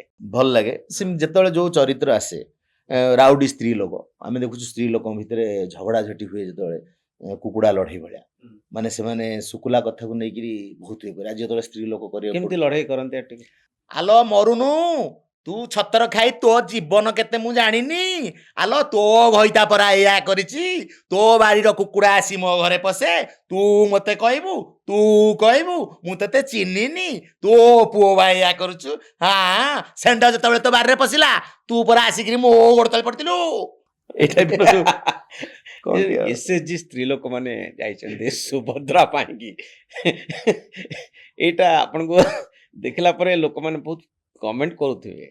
କ'ଣ ସବୁ କମେଣ୍ଟ ଆସିଛି ଯୋଉ ଟଙ୍କା ପାଇଁକି ଆସିକିରି ପାଟିତୁଣ୍ଡ କରୁଛନ୍ତି ବ୍ଲକ ଅଫିସରେ, ଆଉ ଏସ୍ଏଚଜି ମହିଳାଙ୍କର ବିଭିନ୍ନ କାହାଣୀ ସବୁ? ଏସ୍ଏଚଜି ମହିଳା ମାନଙ୍କ ଭିତରେ ବହୁତ ମାନେ ହୃଦୟସ୍ପର୍ଶୀ ଘଟଣା ସବୁ ଘଟେ। ସୌଭାଗ୍ୟ ଜୁଟିଥିଲା ଯେ ଗତ ସରକାରରେ ଆମେ ଦୁବାଇ ଯାଇଥିଲୁ କମେଡି କରିବା ପାଇଁ। ପାଖାପାଖି 70 ଆରାଉଣ୍ଡ ସ୍ତ୍ରୀ ଲୋକମାନେ ଯାଇଥିଲେ, ସମସ୍ତେ ବ୍ଲେଜର ପିନ୍ଧିକିରି। ଏସ୍ଏଚଜି ଗ୍ରୁପ ଦୁବାଇରେ ସେମାନେ ଓହ୍ଲେଇଲେ, କିନ୍ତୁ ତାଙ୍କ ଭିତରେ ଯୋଉ କଥାବାର୍ତ୍ତା, ଗୁଣ୍ଡି ଟିକେ ଦେ ଖାଇବା, ପ୍ରଜ୍ଞାର ମୋର ବ୍ଲେଜର ପିନ୍ଧି ଯାଇଛନ୍ତି, କିନ୍ତୁ ଗୁଣ୍ଡି ଖାଉଛନ୍ତି। ଆଉ କ'ଣ କରାଯିବ। ତାଙ୍କର ଯୋଉ ନିଛକ ମାଟିଏ, ତାକୁ କ'ଣ ବ୍ଲେଜର ପିନ୍ଧେଇ ଦେଲେ ସେ ଗୋଟେ, ଆଉ ତା ଭିତରେ ସେ ଚରିତ୍ରଟା ଅଛି ନା, ପାନ ମିଳିବନି ବୋଲି ସେଠି ଏୟାରପୋର୍ଟରେ ଚୂନ ମାରି ମୋଡ଼ିଦେବା, ଏ କରିବା ସେ କରିବା। ସେମାନେ ବି ଆମକୁ ବହୁତ ଭଲ ପାଆନ୍ତି। ଆମକୁ ଦେଖିକିରି ଆରେ ପ୍ରଜ୍ଞା ଶଙ୍କର ତମେ ଆସିଛ, ଆମର ସେଠି ଗୋଟେ ବହୁତ ଭଲ ଇଣ୍ଟରାକ୍ସନ ହେଇଥିଲା। ତ କୋଟ୍ ପିନ୍ଧିଲେ ବି ତାଙ୍କ ଭିତରେ ସେ ଯୋଉ ଚରିତ୍ର, ସେ ଚରିତ୍ରଟା ଫୁଟିକିରି ଦେଖାଯାଉଥିଲା। ତାଙ୍କୁ ଆମେ ଅବଜର୍ଭ କଲୁ, ମିଶିଲୁ, ଆଉ ସେମାନେ ଯାଉଥାନ୍ତି ପାଣ୍ଡିଆନ ସାର୍ଙ୍କୁ ଦେଖା କରିବା ପାଇଁ, କଥା ହେଉଥାନ୍ତି। ଆମେ ବି କ୍ୟୁରେ ଥିଲୁ, ଆମେ ବି ଦେଖା କରୁଥିଲୁ ସେ କେମିତି କଥା ହେଉଥିଲେ, କେମିତି ଦେଖା ପ୍ରୋଗ୍ରାମ ପରେ। ସେମାନେ ଯାଆନ୍ତି ଦେଖା କରିବା ପାଇଁ ତାଙ୍କର ଇସ୍ୟୁ ନେଇକିରି, ଯେହେତୁ ଆମେ ସମସ୍ତେ ଜାଣିଥିଲୁ ଯେ ସିଏ ସବୁ କିଛି ସେତେବେଳେ ନିଷ୍ପତ୍ତି ନେଉଥିଲେ, ତ ଆମେ ସେତେବେଳେ କ୍ୟୁରେ ଲାଇନରେ ଥିଲୁ। ସେ ଯାଇକି ଜଣେ ଜଣେ କହୁଥିଲେ, କାର କିଏ କହୁଛି ଆଜ୍ଞା ସାରେ ଆମର ସବୁ ହେଲା, ହେଲେ ଆମ ଭିତରେ ଝଗଡ଼ା ଝାଟି ସବୁ ଲାଗିଛି, ପଇସାକୁ ନେଇ ଟଣା ଅଟରା ସେ କହୁଛନ୍ତି ଏଇଠି କହିଲେ ସମାଧାନ ହେଇଯିବ, ଏମିତି ସବୁ ଆଉ। ଭଲ ଆପଣ ସବୁ ଲକ୍ଷ୍ୟ କରନ୍ତୁ କେମିତି କଥା ହଉଛନ୍ତି। କରିବାକୁ ପଡ଼ିବ, ନକଲେ ଆମର ସେଇଟା ହଉଛି ଆମର ଅମଳ, ସେଇଟା ହଉଛି ଆମ ଧନୁର ତୀର, ତାକୁ ଆମକୁ ଅସ୍ତ୍ର କରି ରଖିବାକୁ ପଡ଼ିବ। ମୁଁ ତ ସବୁବେଳେ ଚେଷ୍ଟା କରେ ଯେ କେମିତି କିନ୍ତୁ ଆପଣ ବେଳେ ବେଳେ ଭାବନ୍ତିନି କି ଆପଣ ସେଇ ଏସ୍ଏଚଜି ମହିଳାମାନଙ୍କୁ କଟାକ୍ଷ କରୁଛନ୍ତି? କଟାକ୍ଷ କୁହାଯିବନି, ଯଦି ବି କାହାକୁ ବାଧିଥିବ ମୁଁ ଏଇଟା ଆପଣଙ୍କ କାର୍ଯ୍ୟକ୍ରମ ମାଧ୍ୟମରେ କ୍ଷମା ମାଗୁଛି। ଏଇଟା ହଉଛି ମୋର ପେଶା। ଆପଣ ଦେଖନ୍ତୁ କାର୍ଟୁନରେ ଚିତ୍ର ଆସୁଛି, କେତେବେଳେ ମାନେ ଆମର ମାନ୍ୟବର ନବୀନ ପଟ୍ଟନାୟକକୁ ସେ ତାଙ୍କ ଉପରେ ଗୋଟେ କେମିତି ବାଣଟେ ମାରୁଛି ସେମିତି ରହିଛନ୍ତି, କେତେବେଳେ ନରେନ୍ଦ୍ର ମୋଦୀ କି ଗୋଡ଼ଉଛି ସେ ଛାନିଆ ହେଇଯାଉଛନ୍ତି, କେତେବେଳେ ମମତା ବାନାର୍ଜୀ ଉପରେ ଆଳୁ ବୋଝ ପଡ଼ି ସେ ଚେପା ହେଇଯାଇଛନ୍ତି। ସେଥିରେ ଆଉ ତାଙ୍କୁ ଯଦି ଖରାପ ଲାଗିବ ବୋଲି ଆମେ ଭାବିବା, ତାହେଲେ ଆମେ କେମିତି କରିପାରିବା କୁହନ୍ତୁ? ଆଉ ଡ୍ରାମାଟା ତ ଆମେ କରିବୁନି ଯେ ଆମେ ଜଣକୁ ଖାଲି ପ୍ରଶଂସା କରିବୁ, କିଏ ଦେଖିବ? ତ ଆମକୁ ଚରିତ୍ରକୁ ଯେଉଁ ଚରିତାର୍ଥ କରିବାକୁ ହେଲେ, କ୍ଲାରିଫିକେସନ ଦେବାକୁ ହେଲେ, କ୍ୟାରେକ୍ଟରାଇଜେସନ କରିବାକୁ ହେଲେ ଏମିତି ସବୁ ବାଟ ଦେଇକିରି ଯିବାକୁ ପଡ଼ିବ। କିନ୍ତୁ ଆମେ ତା ମାନେ ନୁହେଁ ଯେ ଆମେ ସବୁବେଳେ କାହାକୁ ଟାର୍ଗେଟ କରି କାହା ବିରୁଦ୍ଧରେ ଆମେ ବିଦ୍ରୂପ କରନ୍ତିନି, କମେଡି କରନ୍ତି। ହଁ, କମେଡି କରାଯାଏ, ବ୍ୟଙ୍ଗ କରାଯାଏ। ବ୍ୟଙ୍ଗ ଥରେ ମନୋଜ ଦାସ କହୁଥିଲେ ଯେ ମୁଁ ମଣିଷକୁ ଅଧିକ ଭଲ ପାଏ ବୋଲି ବ୍ୟଙ୍ଗ କରେ। ତା ଶବ୍ଦର ଅର୍ଥ ହେଉଛି ଯେ ମୁଁ ମଣିଷକୁ ବିଦ୍ରୂପ କରେନି, ମୁଁ ବ୍ୟଙ୍ଗ କରେ। ମଣିଷର ଚରିତ୍ରର ଗୋଟେ ଦିଗକୁ ଦେଖାଏ, କିନ୍ତୁ ତାକୁ ତଳେଇକିରି ଦେଖେନି। ଠିକ କଥା। ମୁଁ ବି ଗୋଟେ ପଢ଼ିଥିଲି, ମୋର ଜଣେ ଗୁରୁ ଅଛନ୍ତି ଗୌରାଙ୍ଗ ରାଉତ ବୋଲି, ସେ ମୋତେ କହିଥିଲେ, ମୁଁ ଏ କଥା ମୋତେ ବେଳେବେଳେ ଆସି ମୁଁ ଏମିତି କରୁଛି, ମୋତେ କିଏ କିଏ ଖରାପ ଭାବୁଥିବେ। ସେ କହିଲେ ଦେଖ, ଲାଲ ବାହାଦୁରଙ୍କର ଶାସ୍ତ୍ରୀ ଯେତେବେଳେ ପ୍ରଧାନମନ୍ତ୍ରୀ ଥିଲେ, ଶଙ୍କର ସମଥିଙ୍ଗ ଲାଲ ନା କ'ଣ ମୁଁ ଜାଣିନି, ଗୋଟେ କାର୍ଟୁନିଷ୍ଟ, ବହୁତ ଭଲ କାର୍ଟୁନ, ସେ ସବୁବେଳେ ତାଙ୍କର କାର୍ଟୁନ କରନ୍ତି। ତ କିଛି ଦିନ ପରେ ତାଙ୍କୁ ତାଙ୍କର ସାଙ୍ଗସାଥି କହିଲେ ଯେ ତମେ ପ୍ରଧାନମନ୍ତ୍ରୀଙ୍କର କାର୍ଟୁନ କରନି, ଭଲ ନୁହଁ, ଅସୁବିଧା ଅଛି। ତ ସେ କିଛି ଦିନ ବନ୍ଦ କରିଦେଲେ। ତ ପୁଣି ଶଙ୍କରଙ୍କ ସହିତ ଯେତେବେଳେ ଦେଖା ହେଲା ଗୋଟେ ବହୁତ ବଡ଼ ଭୋଜିରେ, ସିଏ ତାଙ୍କୁ କହିଲେ ତମେ କାହିଁକି ଏଇଟା ବନ୍ଦ କରିଦେଲ? ନା ଆପଣ ଯେହେତୁ ପ୍ରଧାନମନ୍ତ୍ରୀ, ମୁଁ ଆପଣଙ୍କୁ କରିବାକୁ ସାହସ କରୁନି, ଆଉ ଠିକ ନୁହଁ ବୋଲି ମୁଁ ଭାବିଲି। ସେ ତାଙ୍କୁ କହିଥିଲେ ଦେଖ, ମୁଁ ଯେହେତୁ ପ୍ରଧାନମନ୍ତ୍ରୀ, ମୋ ଏଗ୍ନେଷ୍ଟରେ କେହି କିଛି କହୁନାହାନ୍ତି, ମୋତେ କେହି ବ୍ୟଙ୍ଗ ବିଦ୍ରୂପ କରୁନାହାନ୍ତି, କିନ୍ତୁ ତମେ ଯେଉଁଟା କରୁଛ କାର୍ଟୁନ, ମୁଁ ସେଇଥିରୁ ଶିଖୁଛି, ଯେ ଜାଣୁଛି ଯେ ପ୍ରକୃତରେ ମୋର କ'ଣ କ'ଣ ତ୍ରୁଟି ରହୁଛି, ତେଣୁ ତମେ ସେଇଟା ପ୍ଲିଜ୍ କଣ୍ଟିନ୍ୟୁ କର। ଏ ହେଉଛି ଗୋଟେ ଉଦାରତାର କଥା। ଆପଣଙ୍କ ଚରିତ୍ରକୁ ମୁଁ କରିବି। ତ ଆମେ ଜାଣିଛୁ ଯେଉଁମାନେ ବଡ଼ ଲୋକ, ଯେଉଁମାନେ ଶ୍ରେଷ୍ଠ ଲୋକ, ଯେଉଁମାନେ ବିଜ୍ଞ ଲୋକ, ଯେଉଁମାନେ ଚର୍ଚ୍ଚିତ ବ୍ୟକ୍ତିତ୍ୱ, ସେମାନଙ୍କୁ ଯେତେବେଳେ ଆମେ ତାଙ୍କର ଚରିତ୍ରକୁ କରୁ, ସେମାନେ ତାଙ୍କ ଭିତରେ ଏତେ ବ୍ରଡ୍ ସେନ୍ସ ଥାଏ, ସିଏ ତାର ବ୍ୟଙ୍ଗ ପାର୍ଟ, କମେଡ଼ି ପାର୍ଟଟାକୁ ସେ ନିଶ୍ଚିତ ଭାବରେ ଦେଖୁଥିବେ, ମୁରୁକି ହସାଟିଏ ଦେଉଥିବେ। କୋଉଠି ଏମିତି ନଥିବ ଯେ ତାଙ୍କୁ ଆଘାତ ଲାଗୁଥିବ। କିନ୍ତୁ ଦୁର୍ବଳ ଲୋକଙ୍କୁ ବ୍ୟଙ୍ଗ କରାଯାଏନି। ଆମେ କେବେ କରିନୁ, କେବେ କରନ୍ତି ନା, ଦୁର୍ବଳ ଲୋକଙ୍କୁ କେବେ କରିବୁନି। ଯଦି ବି କିଏ ଦବ, ଆମେ ତାକୁ ମନା କରିବୁ। ଦୁର୍ବଳ ଲୋକ ବ୍ୟଙ୍ଗର, ଯେଉଁମାନେ ସମାଜର ଉପରେ ଥାନ୍ତି ସେମାନଙ୍କୁ କରାଯାଏ, କାରଣ ସେମାନଙ୍କର ବହୁତ ଶକ୍ତି ଅଛି, ଆଉ ସେମାନେ ବହୁତ କଥା। ଏଇ ଯେଉଁ ବୁଢ଼ା ରୋଲ ଆପଣ କରନ୍ତି, ଏଇ ଯେଉଁ କାର୍ତ୍ତିକ ମାସ ଗୁରୁବାର ହେଇଥିବ, ବୁଢ଼ା ବୁଢ଼ୀ ବସିଥିବେ, ପୁଅ ବୋହୂ ଗୋଟେ ଜାଗାରେ ଥିବେ, ମୁଁ ସେ ରିଲ୍ସ ଆଉ ଏଗୁଡ଼ିକୁ ବହୁତ ଦେଖେ। ମୋତେ କାହିଁକି ଜାଣି ଆମ ଗାଁ କଥା ମନେ ପଡ଼େ ସେଟା ଦେଖିଲା ପରେ। ସେ ବୁଢ଼ା ବୁଢ଼ୀ ଯେତେବେଳେ କଥା ହେଉଥିବେ, ନିଚ୍ଛକ ଭାବରେ ଆପଣ କେମିତି କରନ୍ତି ଯେ ବୁଢ଼ାର ରୋଲଟା ଏଇଆ, ଯେ ପୁଅ ଝିଅ ସେମାନେ, ପୁଅ ବୋହୂ ଘରେ ଶୋଇଥିବେ, ଗୁରୁବାର ସକାଳୁ ଉଠି ନଥିବେ, ବୁଢ଼ୀ ଲୋକ ଉଠିକିରି ଚିତା ପକାଉଥିବ, କିନ୍ତୁ ବୋହୂ ଘରେ ଶୋଉଥିବ, ଏବଂ ଗୋଟେ ବାପର ଭୂମିକାରେ ଆପଣ ରହୁଥିବେ। ଏଇଟା କେତେ ଆକୁରେଟଲି ଆପଣ କାହିଁ ଏମିତି କରିପାରନ୍ତି? କେମିତି? ବାପା ସେଇ ସବୁ ଚରିତ୍ରରେ ବହୁତ ରେସ୍ପନ୍ସିବିଲିଟି ଥାଏ ସେ କ୍ୟାରେକ୍ଟର ମାନଙ୍କର।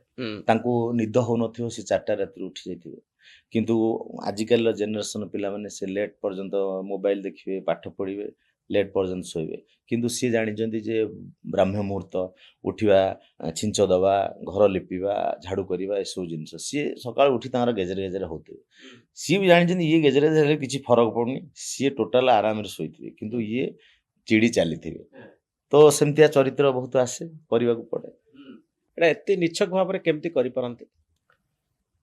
ମୁଁ ଯେଉଁ କହିଲି ଯେଉଁ 4ଟି କଥା ଗେଟଅପ୍ ନେଲା ପରେ ଗୋଟେ କନଫିଡେନ୍ସ ତିଆରି ହୁଏ କନଫିଡେନ୍ସ ତିଆରି ହୁଏ। ନିଶ୍ଚିତ ଭାବରେ କାହିଁକି ନା ମୁଁ ବର୍ତ୍ତମାନ ଏମିତି ବସିଛି ମୋତେ ଗୋଟେ ବୁଢ଼ାଟିଏ କରିଦିଆଯିବ ମୋର ଗୋଟେ ଆଲୁରୁ ବାଲୁରୁ ଚୁଟି ଲଗାଯିବ ଗୋଟେ ପାଚିଲା ନିଶଟେ ଲଗାଯିବ ମୋର ଗୋଟେ ଦଦରା ଚଷମାଟେ ପିନ୍ଧେଇ ଦିଆଯିବ ଧୋତିଟେ ଘୋଡ଼େଇ ହେଇଥିବି ଚପଲଟେ ପିନ୍ଧିଥିବି ତ ମୋ ଭିତରେ ଆସିଗଲା ମୁଁ ଗୋଟେ ତିଆରି ହେଇଗଲି ମାନସିକ ସ୍ତରରେ ମୁଁ ସେଇ ବୁଢ଼ାଟିଏ ତ ମୋର କିଏ କିଏ ଅଛନ୍ତି ଗୋଟେ ହିଷ୍ଟ୍ରି ଦେଖି ମୋ ପରିବାରରେ ଏଇ ଅଛନ୍ତି କାହାକୁ ମୁଁ କହୁଛି ନା ବୋହୁଟା ଉଠୁନି ତାପରେ ବୋହୁକୁ ଚିଡ଼ିଲା ବେଳକୁ ସାଡ଼ୁ ପ୍ରଜ୍ଞା ଆଇଲା ଆଉ କ'ଣ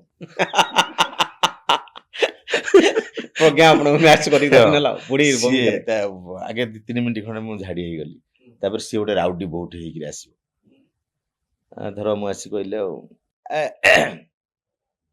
ଏ ବୋହୁ ମା କିଭଳି ପ୍ରକାର ପିଲା ସକାଳ ହେଲାଣି କାହାର ଗୋଟା ଶୁଣା ଶବ୍ଦ କିଛି ନା ଏ ଘରୁ ଲକ୍ଷ୍ମୀ ପଳେଇବେ ଜଣା ପଡ଼ିଲାଣି ଆଉ ଏଠି ରହିହବନି ଆରେ ଆମ ସମୟରେ ଲୋକ ମାଇବେ 4ଟା ରାତିରୁ ଉଠୁଥିଲେ ଛିଞ୍ଚ ଚୌକା ଦବା ଲିପା ପୋଛା କରିବା ଗାଈ ଗୋରୁ ବାହାରକୁ ଆଣିବା କିଛି ଦାୟିତ୍ୱ ନା ବୋହୁ ଏ ବୋହୁ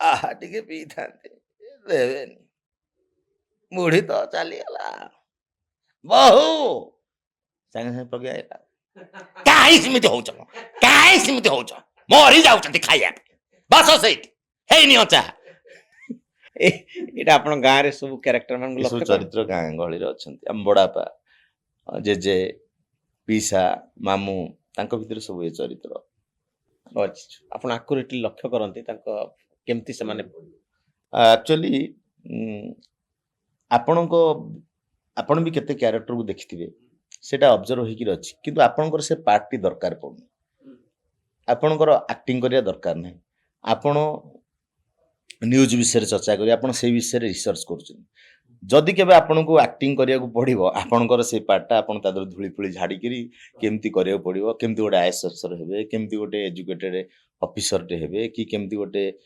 ଚାଷୀଟେ ହେବେ ଯେହେତୁ ଆମର ସେଇଟା ଦରକାର ଆମେ ସେଇ ପାର୍ଟଟାକୁ ଅବଜର୍ଭ ହେଇକିରି ଅଛି ତ ଆମେ ଆଉ ଟିକେ ତାକୁ ଫୋକସ୍ କରୁଛୁ ଆଜିକାଲି ଯେହେତୁ ଡିଜିଟାଲ ମିଡ଼ିଆରେ ସେମିତି ଚରିତ୍ର ଆମକୁ ମିଳୁଛି ଦେଖିବା ପାଇଁ ରିସର୍ଚ୍ଚ କରିବା ପାଇଁ କୋଉ ଚରିତ୍ର ଗୁଡାକ ଆପଣଙ୍କୁ ବହୁତ ଆକର୍ଷିତ କରନ୍ତି ଶଙ୍କର? ମୋତେ ଆକର୍ଷିତ କରନ୍ତି ସମାଜର ସେଇ ସବୁ ଚରିତ୍ର ଯେଉଁ ସବୁ ଚରିତ୍ର ମାଧ୍ୟମରେ ବହୁତ ପ୍ରଭାବ ପଡ଼େ ସମାଜ ଉପରେ ମୁଁ ଯେଉଁ ଆପଣ କହିଲେ ଲେଡ଼ିଜ୍ କ୍ୟାରେକ୍ଟର କେବେ ମୁଁ କରିବି ମୁଁ ସେ କଥା ପାଠ ପଢ଼ିଲା ବେଳେ ଭାବିନଥିଲି କେହି କେହି ମୋତେ ଯେମିତି ଆପଣ କହିଲେ ମୁଁ ଶୁଣିଛି ତେର୍ଛେଇକିରି ମୋତେ କେହି କେହି କହିଛନ୍ତି ଯେ ଏତେ ବୟସରେ ସବୁ ଚରିତ୍ର ମୁଁ ସିଆଡ଼କୁ କାନ ଦେଇନି ଯେଉଁମାନେ ମୋତେ କହିଛନ୍ତି ତୁମେ ଭଲ ଦେଖାଯାଉଛ ଭଲ କରୁଛ ମୁଁ ସିଆଡ଼କୁ କାନ ଦେଇଛି ସିଆଡ଼କୁ ଫୋକସ୍ କରିଛି କାରଣ ଯେତେବେଳେ ଗୋଟେ ଜିନିଷ ଆପଣ ଯେତେବେଳେ ଗୋଟେ ନ୍ୟୁଜ୍ କରୁଛନ୍ତି ଆପଣ କରୁଛନ୍ତି ଯେହେତୁ ଆପଣଙ୍କର ତ୍ରୁଟି ବାହାରିବ 10ଟା ଠିକ୍ ହେଲେ 2ଟା ଭୁଲ ହେବ ତେଣୁ ମୁଁ ଯଦି ଭୁଲ ଆଡ଼କୁ ଫୋକସ୍ କରିବି ତାହେଲେ ମୁଁ ସଙ୍କୋଚିତ ହେବି ଆପଣଙ୍କ ଭାଷାରେ ମୁଁ ଲଜ୍ଜା କରିବି ମୁଁ ଭାବିବି ଏଇଟାକୁ ମୋ ମାମୁଁ ଦେଖୁଥିବ ମୋ ଟିଚର ଦେଖୁଥିବ ମୋ ଶ୍ୱଶୁର ଦେଖୁଥିବ ମୋ ଶାଶୁ ଦେଖୁଥିବ ମୋ ସ୍ତ୍ରୀ କ'ଣ ଭାବିବ ମୁଁ ଭାବୁଛି ମୁଁ ଯେଉଁଟା କରୁଛି ସେମାନେ ସମସ୍ତେ ଆକ୍ସେପ୍ଟ କରିବେ ମୁଁ ଆକ୍ଟିଂ ପାଇଁ କରୁଛି ଏଇଟା ତ ମୋର ପେଶା ମୋତେ ଏଇଟା କରିବାକୁ ପଡ଼ିବ ନ କରିବି କେମିତି ଆଉ ଯେଉଁ କହିଲେ ଆପଣ କେଉଁ ଚରିତ୍ର ଆକର୍ଷିତ ହୁଅନ୍ତି ମୁଁ ଯେତେ ଚରିତ୍ର ସବୁ କରିଛି ଯେଉଁ ଚରିତ୍ର କରିପାରିନି ମୁଁ କେମିତି ସେଇ ସବୁ ଚରିତ୍ର କରିପାରିନି ମୋର ବହୁତ ଇଚ୍ଛା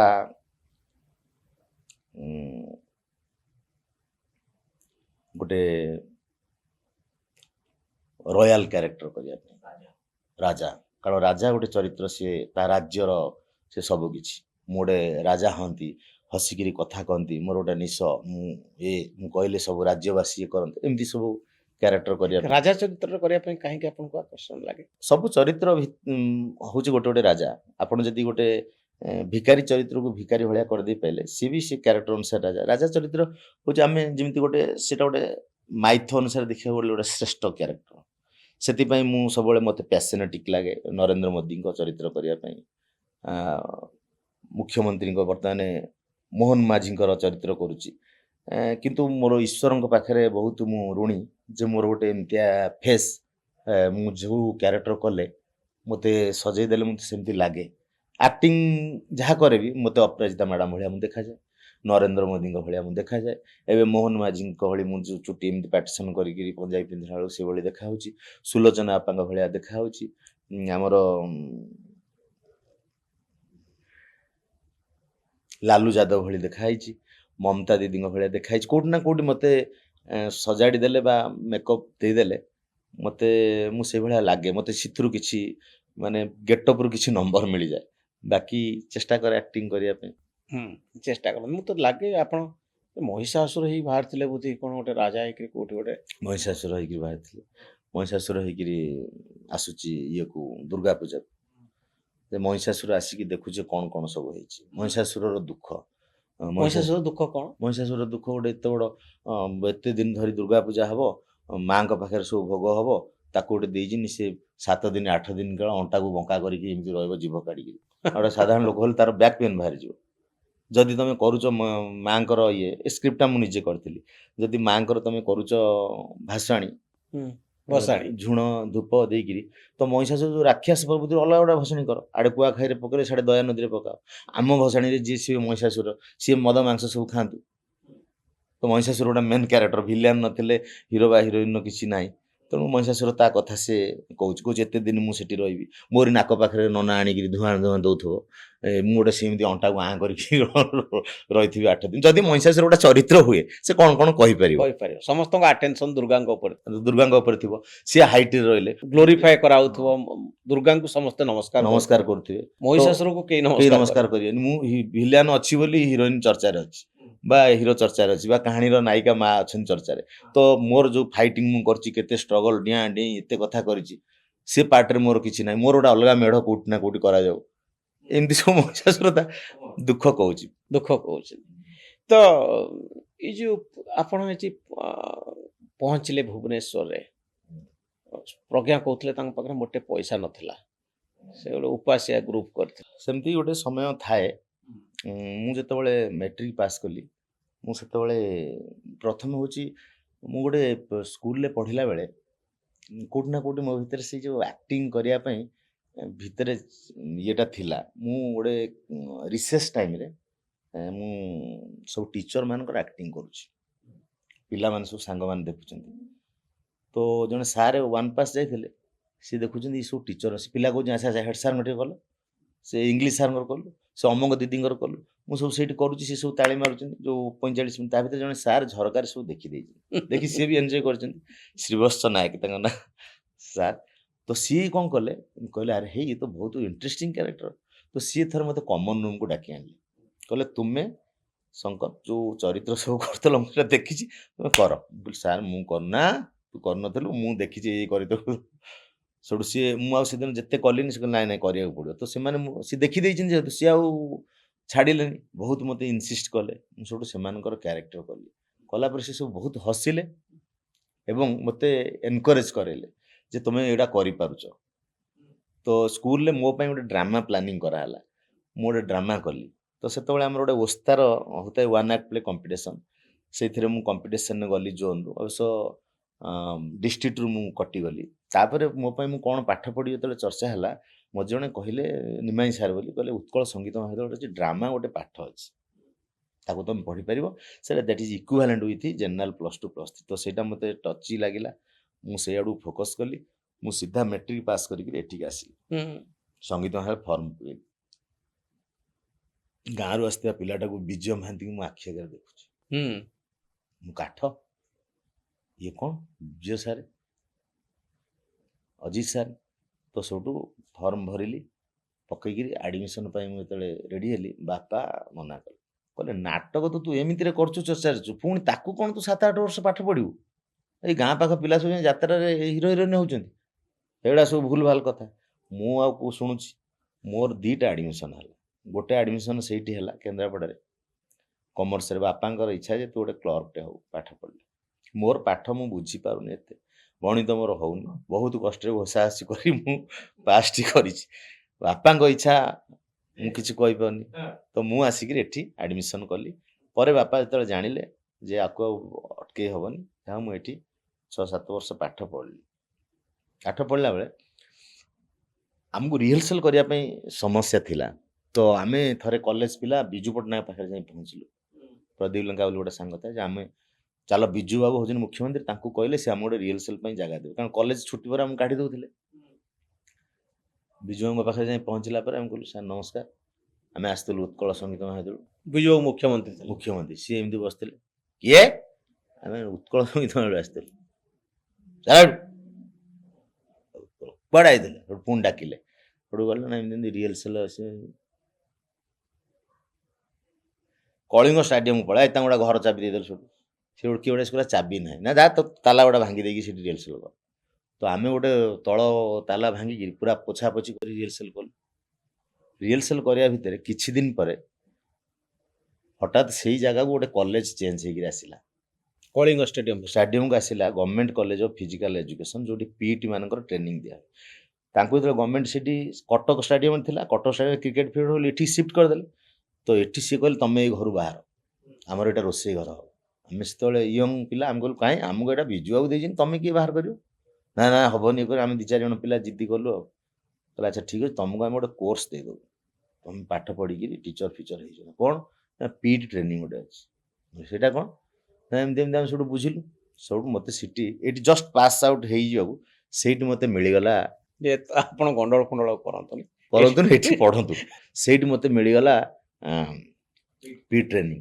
ହଷ୍ଟେଲ ଅଛି ସବୁ ଅଛି ତ ସେଇଠି ଗୋଟେ କଲଚରାଲ ପାର୍ଟ ତାଙ୍କର ଥାଏ ସବୁଦିନ ସନ୍ଧ୍ୟାବେଳେ ଡ୍ରାମା ହେବ ଆଙ୍କରିଂ ହେବ ଯେଉଁ ପିଲାମାନେ ଯେଉଁ ଖେଳୁଛନ୍ତି ତାଙ୍କର ଗୋଟେ ରିଲାକ୍ସେସନ୍ ଇଏ ଅଛି ସେଇଟାରେ ମୁଁ ଆଙ୍କରିଂ ଫାଙ୍କରିଂ କରି ବିଭିନ୍ନ ଚରିତ୍ର କରିକିରି ସେ ସାର୍ ମାନେ ଦେଖିଲେ ସବୁ ଯେ ଇଏ ଗୋଟେ ବହୁତ ଭଲ ଏଲିମେଣ୍ଟ ତ ମୋତେ ଏଇଠି ଡ୍ରାମା କରିବାକୁ ଅସୁବିଧା ହେଉଥିଲା ସେଠି ମାନେ 3ଟା ସିପେଡ୍ ବିପେଡ୍ ଏମ୍ପେଡ୍ 3ଟା ଇଏରେ 200 ପାଖାପାଖି ପିଲା ତ ତାଙ୍କୁ ନେଇ ଡ୍ରାମା ଫାମା କରିକିରି 3 ବର୍ଷ ରହିବା ଖାଇବା ପାଇଁ ସେଠି ସୁବିଧା ମିଳିଗଲା ପୁରା 3 ବର୍ଷ ସେଠି କୋର୍ସ କଭର କରିଦେଲି ତାପରେ ସେଠୁ ବାହାରି ଆସିଲି ନଳିନୀ ମହାନ୍ତି ଥିଲେ ସେ ସରିଗଲା ପରେ ବିଦା କରିଦେଲେ ନଳିନୀ ମହାନ୍ତି ଥିଲେ ସେତେବେଳକୁ 91 ସମୟ ତାଙ୍କ ଆମର ଏରିଆ ଏମଏଲ୍ ହଷ୍ଟେଲରୁ ଆମ ସଂବିଧାନ କାଢ଼ି ଦେଇଛନ୍ତି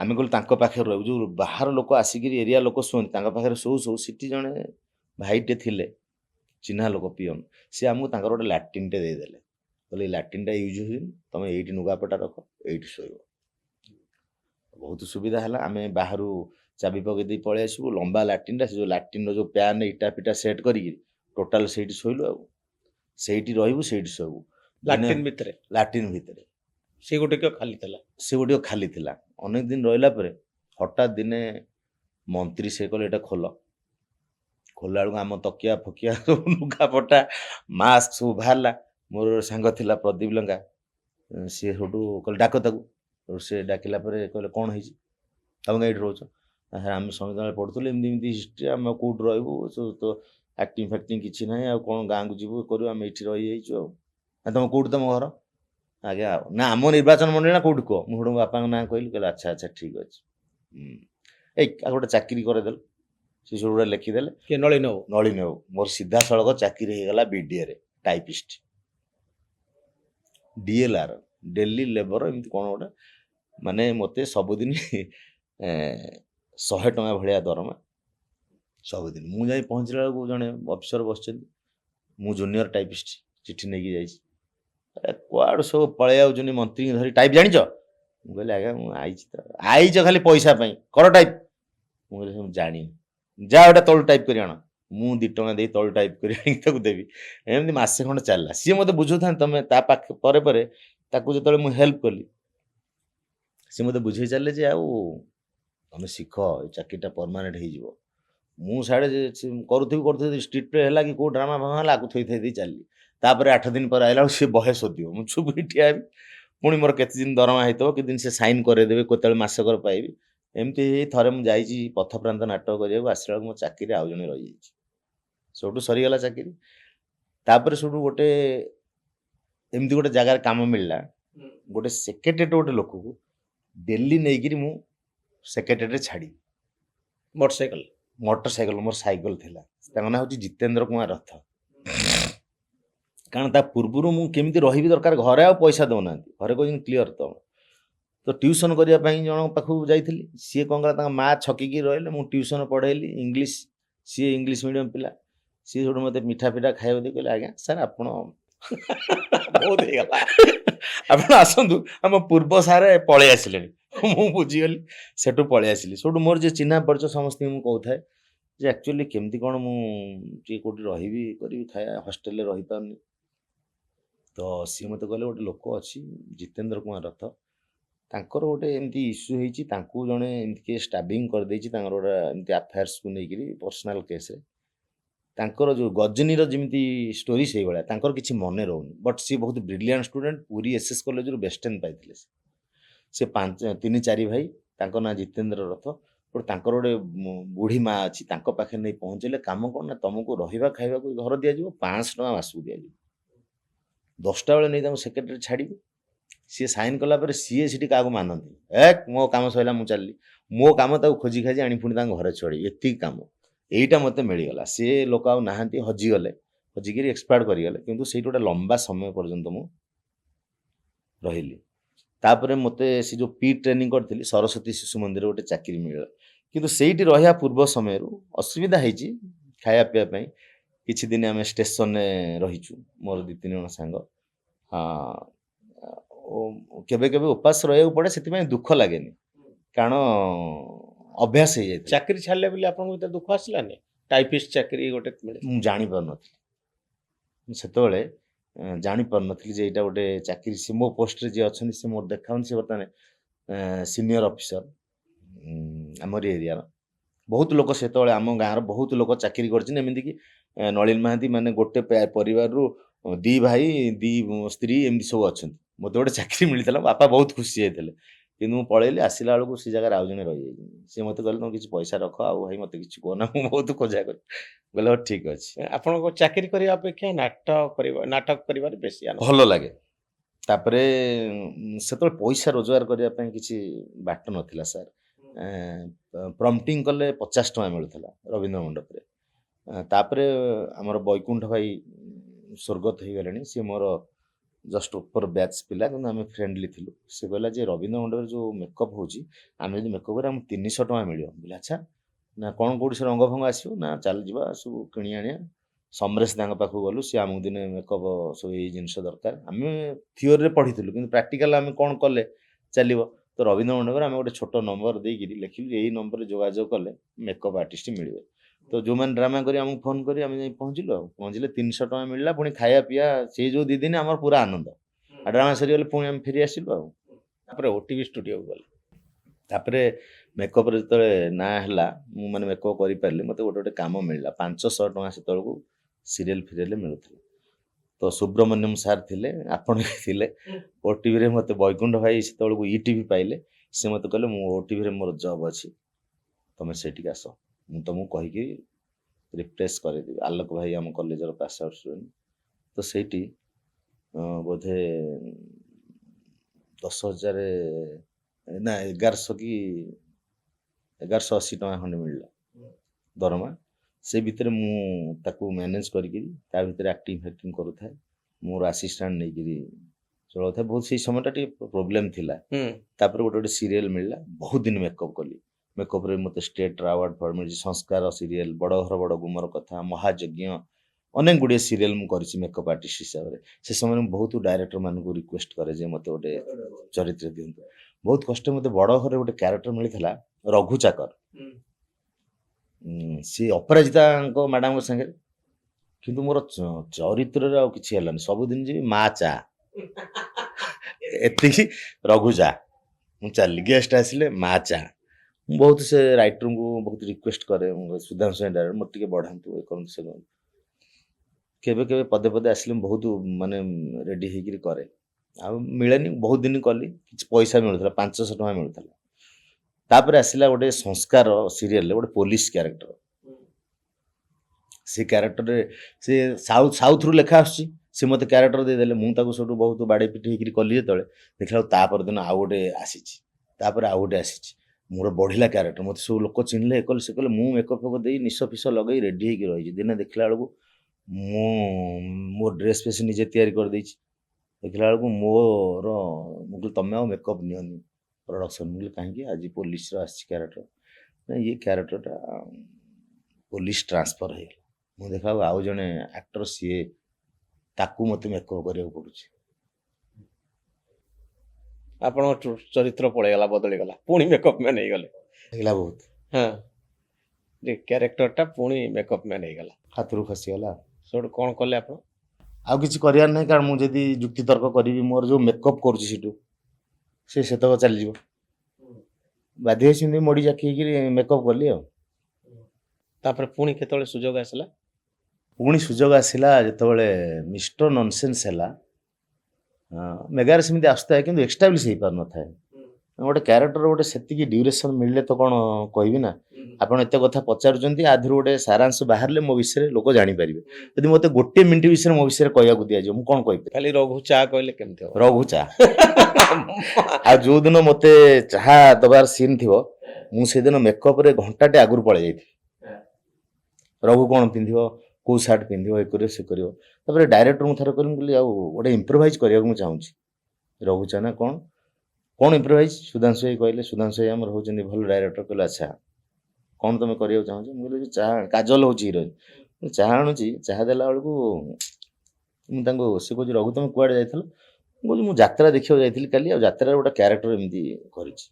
ବାଇଚାନ୍ସ ସେ ସେଟା ସୁଟିଂ କରିଦେଲା, କିନ୍ତୁ ସେଇଟା ସେ ବାଜିଗଲା ପରେ ବହୁତ ଆଡ଼େ ସବୁ ଦେଖିଲେ, ଫୋନ୍ ସବୁ ଆସିଲା। ମୁଁ କହିଲି ବୋଧେ କ୍ୟାରେକ୍ଟର ବଢ଼ିବ। ତାପରେ ସବୁ ଡିସ୍କସନ୍ ହେଲା, ନାଇଁ ସେ ସବୁ କ୍ୟାରେକ୍ଟରକୁ ଫୋକସ୍ କଲେ ମେନ୍ କ୍ୟାରେକ୍ଟର ମାଡ଼ ଖାଇଯାଉଛି। ସେଇ ମା ଚା। ରଘୁ ଚା। ତ ଟିକେ ବା ମୋତେ ବହୁତ ଏନକରେଜ କରନ୍ତି, ଦେଖ ତୁ ଛୋଟ ଚରିତ୍ରରୁ ବଡ଼ କରିବୁ, ବ୍ୟସ୍ତ ହେବାର କିଛି ନାହିଁ, କର। ସେ ବି କହନ୍ତି ଆରେ ଆର ଚରିତ୍ର ଟିକେ ବଢ଼ଉନୁ, ଏ କରୁନୁ, ନାହିଁ ସେମିତି କିଛି। ଗୋଟେ ଘରେ ଗୋଟେ ଚାକରଟେ ଅଛି, ଗୋଟେ ଏଲିମେଣ୍ଟ ଭଳିଆ, ତାକୁ ଆମେ ଫୋକସ୍ କଲେ ପୁଣି ଚାକରର ଷ୍ଟୋରି ହେଇଯିବ। ମୁଁ କହିଲି ଠିକ କଥା। କିନ୍ତୁ କିଛି ପଇସା ମିଳୁଥିଲା ମେକଅପ୍ ବାଦେ। ତ ମୁଁ ଚେଷ୍ଟା କରି ସେଠୁ ଆଉ କିଛି ପଇସା ରୋଜଗାର କରିବା ପାଇଁ ବ୍ଲାକ୍ କଟନ୍ ସବୁ ତାଙ୍କର ଦରକାର ଫିକ୍ସ 30 ଟଙ୍କା ମିଳିବ ଦିନକୁ, ପୁରା ବ୍ଲାକ୍ କଟନ୍ କିଣିକିରି ଟଙ୍ଗେଇ ଦେଲି। ଡେଲି 30 ଟଙ୍କା ନା। କିନ୍ତୁ ଅମ୍ୟ ମହାରଣା ବୋଲି ଜଣେ ବହୁତ ଧୃତ ବ୍ୟକ୍ତି ଅଛନ୍ତି ମୋର ବଡ଼ ଭାଇ, ସିଏ ଆର୍ଟ ଡାଇରେକ୍ଟର। ମୁଁ ଖାଲି 30 ଟଙ୍କା ଲେଖା, ମୋର ଧର 25 ଦିନ ସୁଟିଂ ହେଇଛି, 25 30 75 750 ଟଙ୍କା ମୁଁ ପାଇବି। ସିଏ ତାର ଥରେ ବିଲ୍ କରି ସବୁ ପଇସା ନେଇ ପଳେଇଛି। ମୁଁ ଯାଇକି ପ୍ରତିବାଦ କଲା ବେଳକୁ ସିଏ ଯାଇକି ପଡ଼ୋଶୀର ସାଙ୍ଗରେ ବସି ବିରିୟାନୀ ଖାଉଛି। ମୁଁ କହିଲି ଇଏ କ'ଣ? ନା ତୁ ପାଟି କରନା, ତୁ ତ ମେକଅପ୍ କରିବା ଲୋକ, ତୁ କାହିଁ କଳା କପଡ଼ା ଲଗାଉଥିଲୁ? ଏମିତି ସବୁ ବିଭିନ୍ନ ସିଚୁଏସନ୍ ଆସିଛି ଆଉ। ଜାଣିବା ପାଇଁ ଚାହିଁବି ଯେ ସେଠୁ ପୁଣି ଆପଣଙ୍କୁ କେତେବେଳେ ଗୋଟେ ଅଭିନେତା ହିସାବରେ ସ୍ୱୀକୃତି କେବେ ଅଭିନେତା ହିସାବରେ ସ୍ୱୀକୃତି ମୋତେ ମିଳିଲା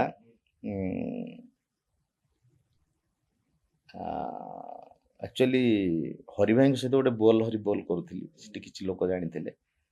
ତାପରେ ମିଷ୍ଟର ନନସେନ୍ସରେ ମୋ ଉପରେ ଟିକେ କନଫିଡେନ୍ସ ଆସିଲା, କାରଣ ଯେତେବେଳେ ଗୋଟେ ସମୟରେ ହରିଭାଇଙ୍କର ମୋର କରୁଥିଲୁ, ତାପରେ ଗୋଟେ ଟାଇମ୍ ଆସିଲା ଯେ ହରିଭାଇ ଭଲ ଫିଲ୍ମ ପାଇଲେ, ସେ ବ୍ୟସ୍ତ ରହିଲେ, ସେ ଆଉ ଟାଇମ୍ ଦେଇପାରିଲେନି, ମୁଁ ବି ତାଙ୍କ ସହିତ ଆଉ ସେମିତି କିଛି ଆସିଲାନି। ତ ପ୍ରଜ୍ଞାକୁ ମୋତେ କୁହାହେଲା ଯେ ତମେ ଗୋଟେ କୋ ଆର୍ଟିଷ୍ଟ ଖୋଜ। ଗୋଟେ ଭେଜା ଫ୍ରାଏ ବୋଲି ଗୋଟେ ସିରିଏଲ ମୁଁ କନସେପ୍ଟ ଦେଇଥିଲି, ସେତେବେଳେ ମୋ କନସେପ୍ଟ ବହୁତ ଆକ୍ସେପ୍ଟ ହେଉଥିଲା। ଗୋଟେ ପିଲା କୋ ଆର୍ଟିଷ୍ଟ ନ ହେଲେ କେମିତି ହବ? ମୁଁ ସେଠୁ କୀର୍ତ୍ତି ମହାନ୍ତି ବୋଲି ଗୋଟେ ଆର୍ଟିଷ୍ଟ, ତାକୁ କହିଲି। ସେଠୁ ସିଏ କହିଲା ମୁଁ ଟିକେ ଅଧିକା ପଇସା ନେବି। ସେମାନେ ଯେତିକି ପଇସା ଦେଲେ ସେଥିରୁ ମୁଁ ଚିନ୍ତା କରିଥିଲି, ମୁଁ କିନ୍ତୁ ସ୍କ୍ରିପ୍ଟ ଇଏ ସେ ବାବଦରେ ମିନିମମ୍ 1000 ଖଣ୍ଡ ଟଙ୍କା ପାଇବା ଦରକାର। ଆଉ ଯେ କୋ ଆର୍ଟିଷ୍ଟ ସିଏ 500 ଟଙ୍କା ନେବ, ଏମିତି ଭାବୁଥିଲି। 2500 ଖଣ୍ଡ ଟଙ୍କା ସେମାନେ ମିଳୁଥିଲା, କାରଣ ଷ୍ଟୁଡ଼ିଓ ସବୁ ତାଙ୍କର ଥିଲା। କିନ୍ତୁ ମିନ୍ ଟାଇମ୍ ଗୋଟେ ସର୍ଚ୍ଚରେ ଥିଲି ଯେ ଆର୍ଟିଷ୍ଟ ଗୋଟେ ଖୋଜିବି କିଏ ମୋ ସହିତ କରିପାରିବ, ଫ୍ଲେକ୍ସିବୁଲ୍ ଥିବ, ମୋ ଅନୁସାରେ ଚାଲିବ, ଆଉ ହେଲ୍ପ କରିବ। ମୁଁ କଲେଜରେ ଯାଇକିରି ପିଲାଙ୍କ ଭିତରେ ଖୋଜୁଥିଲି, କ୍ୟାମ୍ପସ୍ ଭିତରେ ଦେଖୁଥିଲି କିଏ। କଲେଜରେ ଆମର ଯେତେବେଳେ ଡ୍ରାମା ହୁଏ, ପାସ୍ ଆଉଟ୍ ହେଲେ ବି ପୁରାତନ ପିଲାମାନଙ୍କୁ ଡାକନ୍ତି। ତ ଦିନେ ଦେଖିଲି ଗୋଟେ ନାଟକ ହେଉଛି, ସେଥିରେ ପ୍ରଜ୍ଞା ଆଉ ଚଞ୍ଚଳ ଯେଉଁ ପିଲାଟି ଚାଲିଗଲାଣି, ସେମାନେ ବଢ଼ିଆ କ୍ୟାରେକ୍ଟର ଦୁଇଟା କରୁଛନ୍ତି, ଗୋଟେ ଚୋର କନେଷ୍ଟବଳର କ୍ୟାରେକ୍ଟର। ପ୍ରଜ୍ଞାର ସ୍ପାର୍କ ମୋତେ ବହୁତ ଭଲ ଲାଗିଲା। ତ ମୁଁ ଆଉ ସେଦିନ କିଛି କହିଲିନି ଭିଡ଼ ଭିତରେ।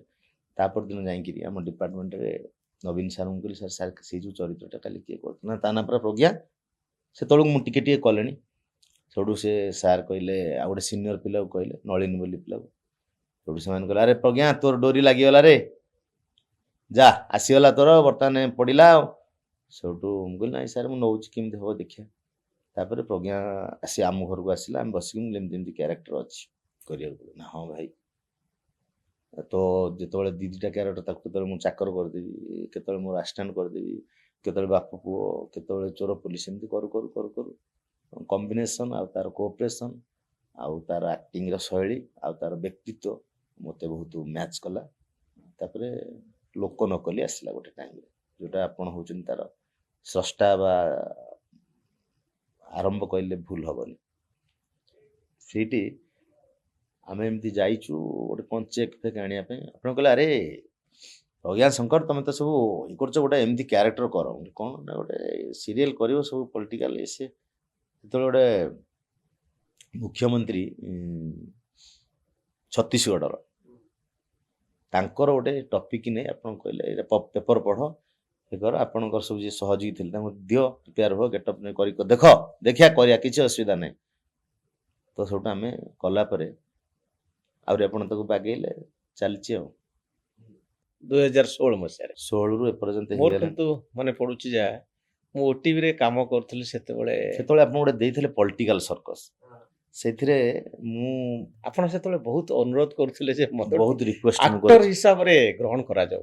ମୁଁ ଭାବୁଥିଲି ଯେ ମେକଅପ୍ କରୁଥିବା ଜଣେ ବ୍ୟକ୍ତି କାହିଁକି ବାରମ୍ବାର ଇଏ ଆକ୍ଟିଂ କରିବା ଲୋକ କିଏ? ଆପଣ ଯେମିତି ଭାବୁଥିଲେ ହଁ। ମେଗା ସିରିଏଲରେ ପ୍ରଡକ୍ସନରେ ପ୍ରଡ୍ୟୁସର ମାନେ ସେମିତି ଭାବୁଥିଲେ, କାରଣ ମେକଅପ୍ରେ ମୁଁ ବହୁତ ଷ୍ଟେବୁଲ ହେଇଯାଇଥିଲି, ହୁଁ। ସେଇଟାକୁ ପେଶା କରିଥିଲି, ସେଇଥିରେ ବଞ୍ଚୁଥିଲି। କିନ୍ତୁ ମୋର ଭୋକ ସେଇଠି ମୋର ମୁଁ ନଥିଲା। ଭାବୁଥିଲି ଯେ ଆପଣ ଗୋଟେ ଅଭିନୟ କ'ଣ କରିପାରିବେ, ମେକଅପ୍ କରୁଥିବା ଲୋକ କାହିଁକି ଅଭିନୟ କରିବାକୁ ଚାହିଁବେ? ମୋ ମୁଁ ଭାଇ ଆପଣଙ୍କୁ କିନ୍ତୁ ବହୁତ ବୁଝେଇଛି ସେତେବେଳେ, ଆପଣ ଭିଡ଼ ଭିତରେ ବୁଝିପାରିନାହାନ୍ତି। ଭାଇ ବୁଝନ୍ତୁ, କିନ୍ତୁ ବୁଝିଲି 2016 ମସିହା ମୁଁ କହିଛି ଯେ ମନେ ଭାଇ ମୁଁ ଡ୍ରାମା ପାଠ ପଢିଛି, ମୁଁ ମେକଅପ୍ କରୁଛି, ଇଏ କରୁଛି, ଆପଣ ସେତେବେଳେ ବ୍ୟସ୍ତ ଥାନ୍ତି।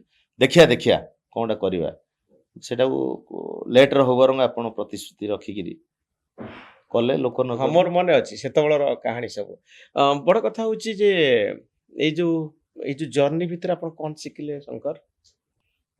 ଜର୍ଣ୍ଣି ଭିତରେ ମୁଁ ଏହା ଶିଖିଲି ଯେ ଆପଣଙ୍କର ଯେଉଁଟା ପ୍ୟାସନ୍, ଯେଉଁ ଜିନିଷଟାକୁ ଆପଣ ବହୁତ ଭଲ ପାଆନ୍ତି। ଭଲ ପାଆନ୍ତି, ଆପଣ ଯଦି ନିଷ୍ଠାର ସହିତ ସେ ଜିନିଷ ପ୍ରତି ଫୋକସ୍ କରିବେ, ମେ ବି ଲେଟ୍ ହେବ କିନ୍ତୁ ସେଇଟା ଆପଣଙ୍କୁ ମିଳିବ। ଇଏ ହେଉଛି ଆପଣଙ୍କର ମେକଅପ୍ ମ୍ୟାନରୁ ଅଭିନେତା ଅଭିନୟ ବନିବାର କାହାଣୀ, ଯାଇଥିବା ଚାକର ଭୂମିକାରୁ। ବାପା ମୋତେ ଯେତେବେଳେ ମୁଁ ଆକ୍ଟିଂ କଲି, ପ୍ରଥମେ ସେ ଗୁରୁତ୍ୱ ଦେଉନଥିଲେ। ପରବର୍ତ୍ତୀ ସମୟରେ ବାପା ମୋତେ କହିଲେ ଯେ ଯାହା ହଉ ଭଲ ଆକ୍ଟିଂ କରୁଛୁ। ତୁ ଜିଦ୍ରେ ତୁ ରହିକିରି ତୁ କରିଲୁ। କିନ୍ତୁ ବହୁତ ସିଏ ମନ ଦୁଃଖ କରୁଥିଲେ ଯେ ତୁ ଗୋଟେ ରାଜ୍ୟ ଚଳଚ୍ଚିତ୍ର ପୁରସ୍କାର ତୁ ପାଇପାରିଲୁ। କାରଣ ସେତେବେଳେ ହରି ଭାଇ ପାଉଥିଲେ, ଆହୁରି ଅନ୍ୟାନ୍ୟ ଆର୍ଟିଷ୍ଟ ପାଉଥିଲେ। ମୁଁ କହିଲି ସେଇଟାରେ କ'ଣ ଅଛି, ମୁଁ ତ କରୁଛି ନା। ସରକାର ଯାହାକୁ ନୋଟିସ୍ କରିବେ ସିଏ ଗୋଟେ ହେଉଛି ଅଲଗା। ତୁ ଏଇ ଯେଉଁ ଯେତେ ଟିଣା କାଠ ସବୁ ଆଣି ଘରେ ସଜେଇଛୁ, ଇଏ ସବୁ ଆୟୋଜକ ମାନେ କରନ୍ତି ତମକୁ ସବୁ ମାଙ୍କଡ଼ ନଚେଇବା ପାଇଁ। ସରକାରର ଗୋଟେ ବୋର୍ଡ ଅଛି, ସେ କଥାଟାକୁ ବୁଝୁଥିଲେ। ଦେଖ ଆମେ ଏତେ ଲୋନ୍ କରୁଛୁ, ସରକାରୀ ଲୋନ୍ ଅଲଗା ଜିନିଷ, ସରକାରୀ ସ୍କୁଲର ଅଲଗା ଜିନିଷ, କାରଣ ଗଭର୍ଣ୍ଣମେଣ୍ଟ ଜିନିଷଟାକୁ ସବୁବେଳେ ସେ ଫୋକସ୍ କରୁଥିଲେ। ଦୁର୍ଭାଗ୍ୟ ମୋତେ ସେ ଆୱାର୍ଡଟି ମିଳିଲା ଲାଷ୍ଟ ଇୟରରେ, କିନ୍ତୁ ବାପା ଆଉ ନାହାନ୍ତି, ବାପା ଆଉ ନାହାନ୍ତି, ଦେଖିପାରିଲେନି ସେଟା। ଶଙ୍କର, ମୁଁ ଜାଣିବା ପାଇଁ ଚାହିଁବି ଯେ ଏଇ ଯୋଉ ଆମେରିକା ଆପଣ ଯାଇଥିଲେ, ଆମେରିକାରେ କ'ଣ ଦେଖିଲେ ଆପଣ? ଆମେରିକାରେ ମୁଁ ଦେଖିଲି ଯେ ଗୋଟେ କେତେ ଚେଞ୍ଜେସ୍। ଆପଣ ତ ମୋ ସାଙ୍ଗରେ ଥିଲେ, ଆମେ ସେ ଜର୍ଣ୍ଣିରେ ଆପଣ ଗୋଟେ ପାର୍ଟ ଥିଲେ।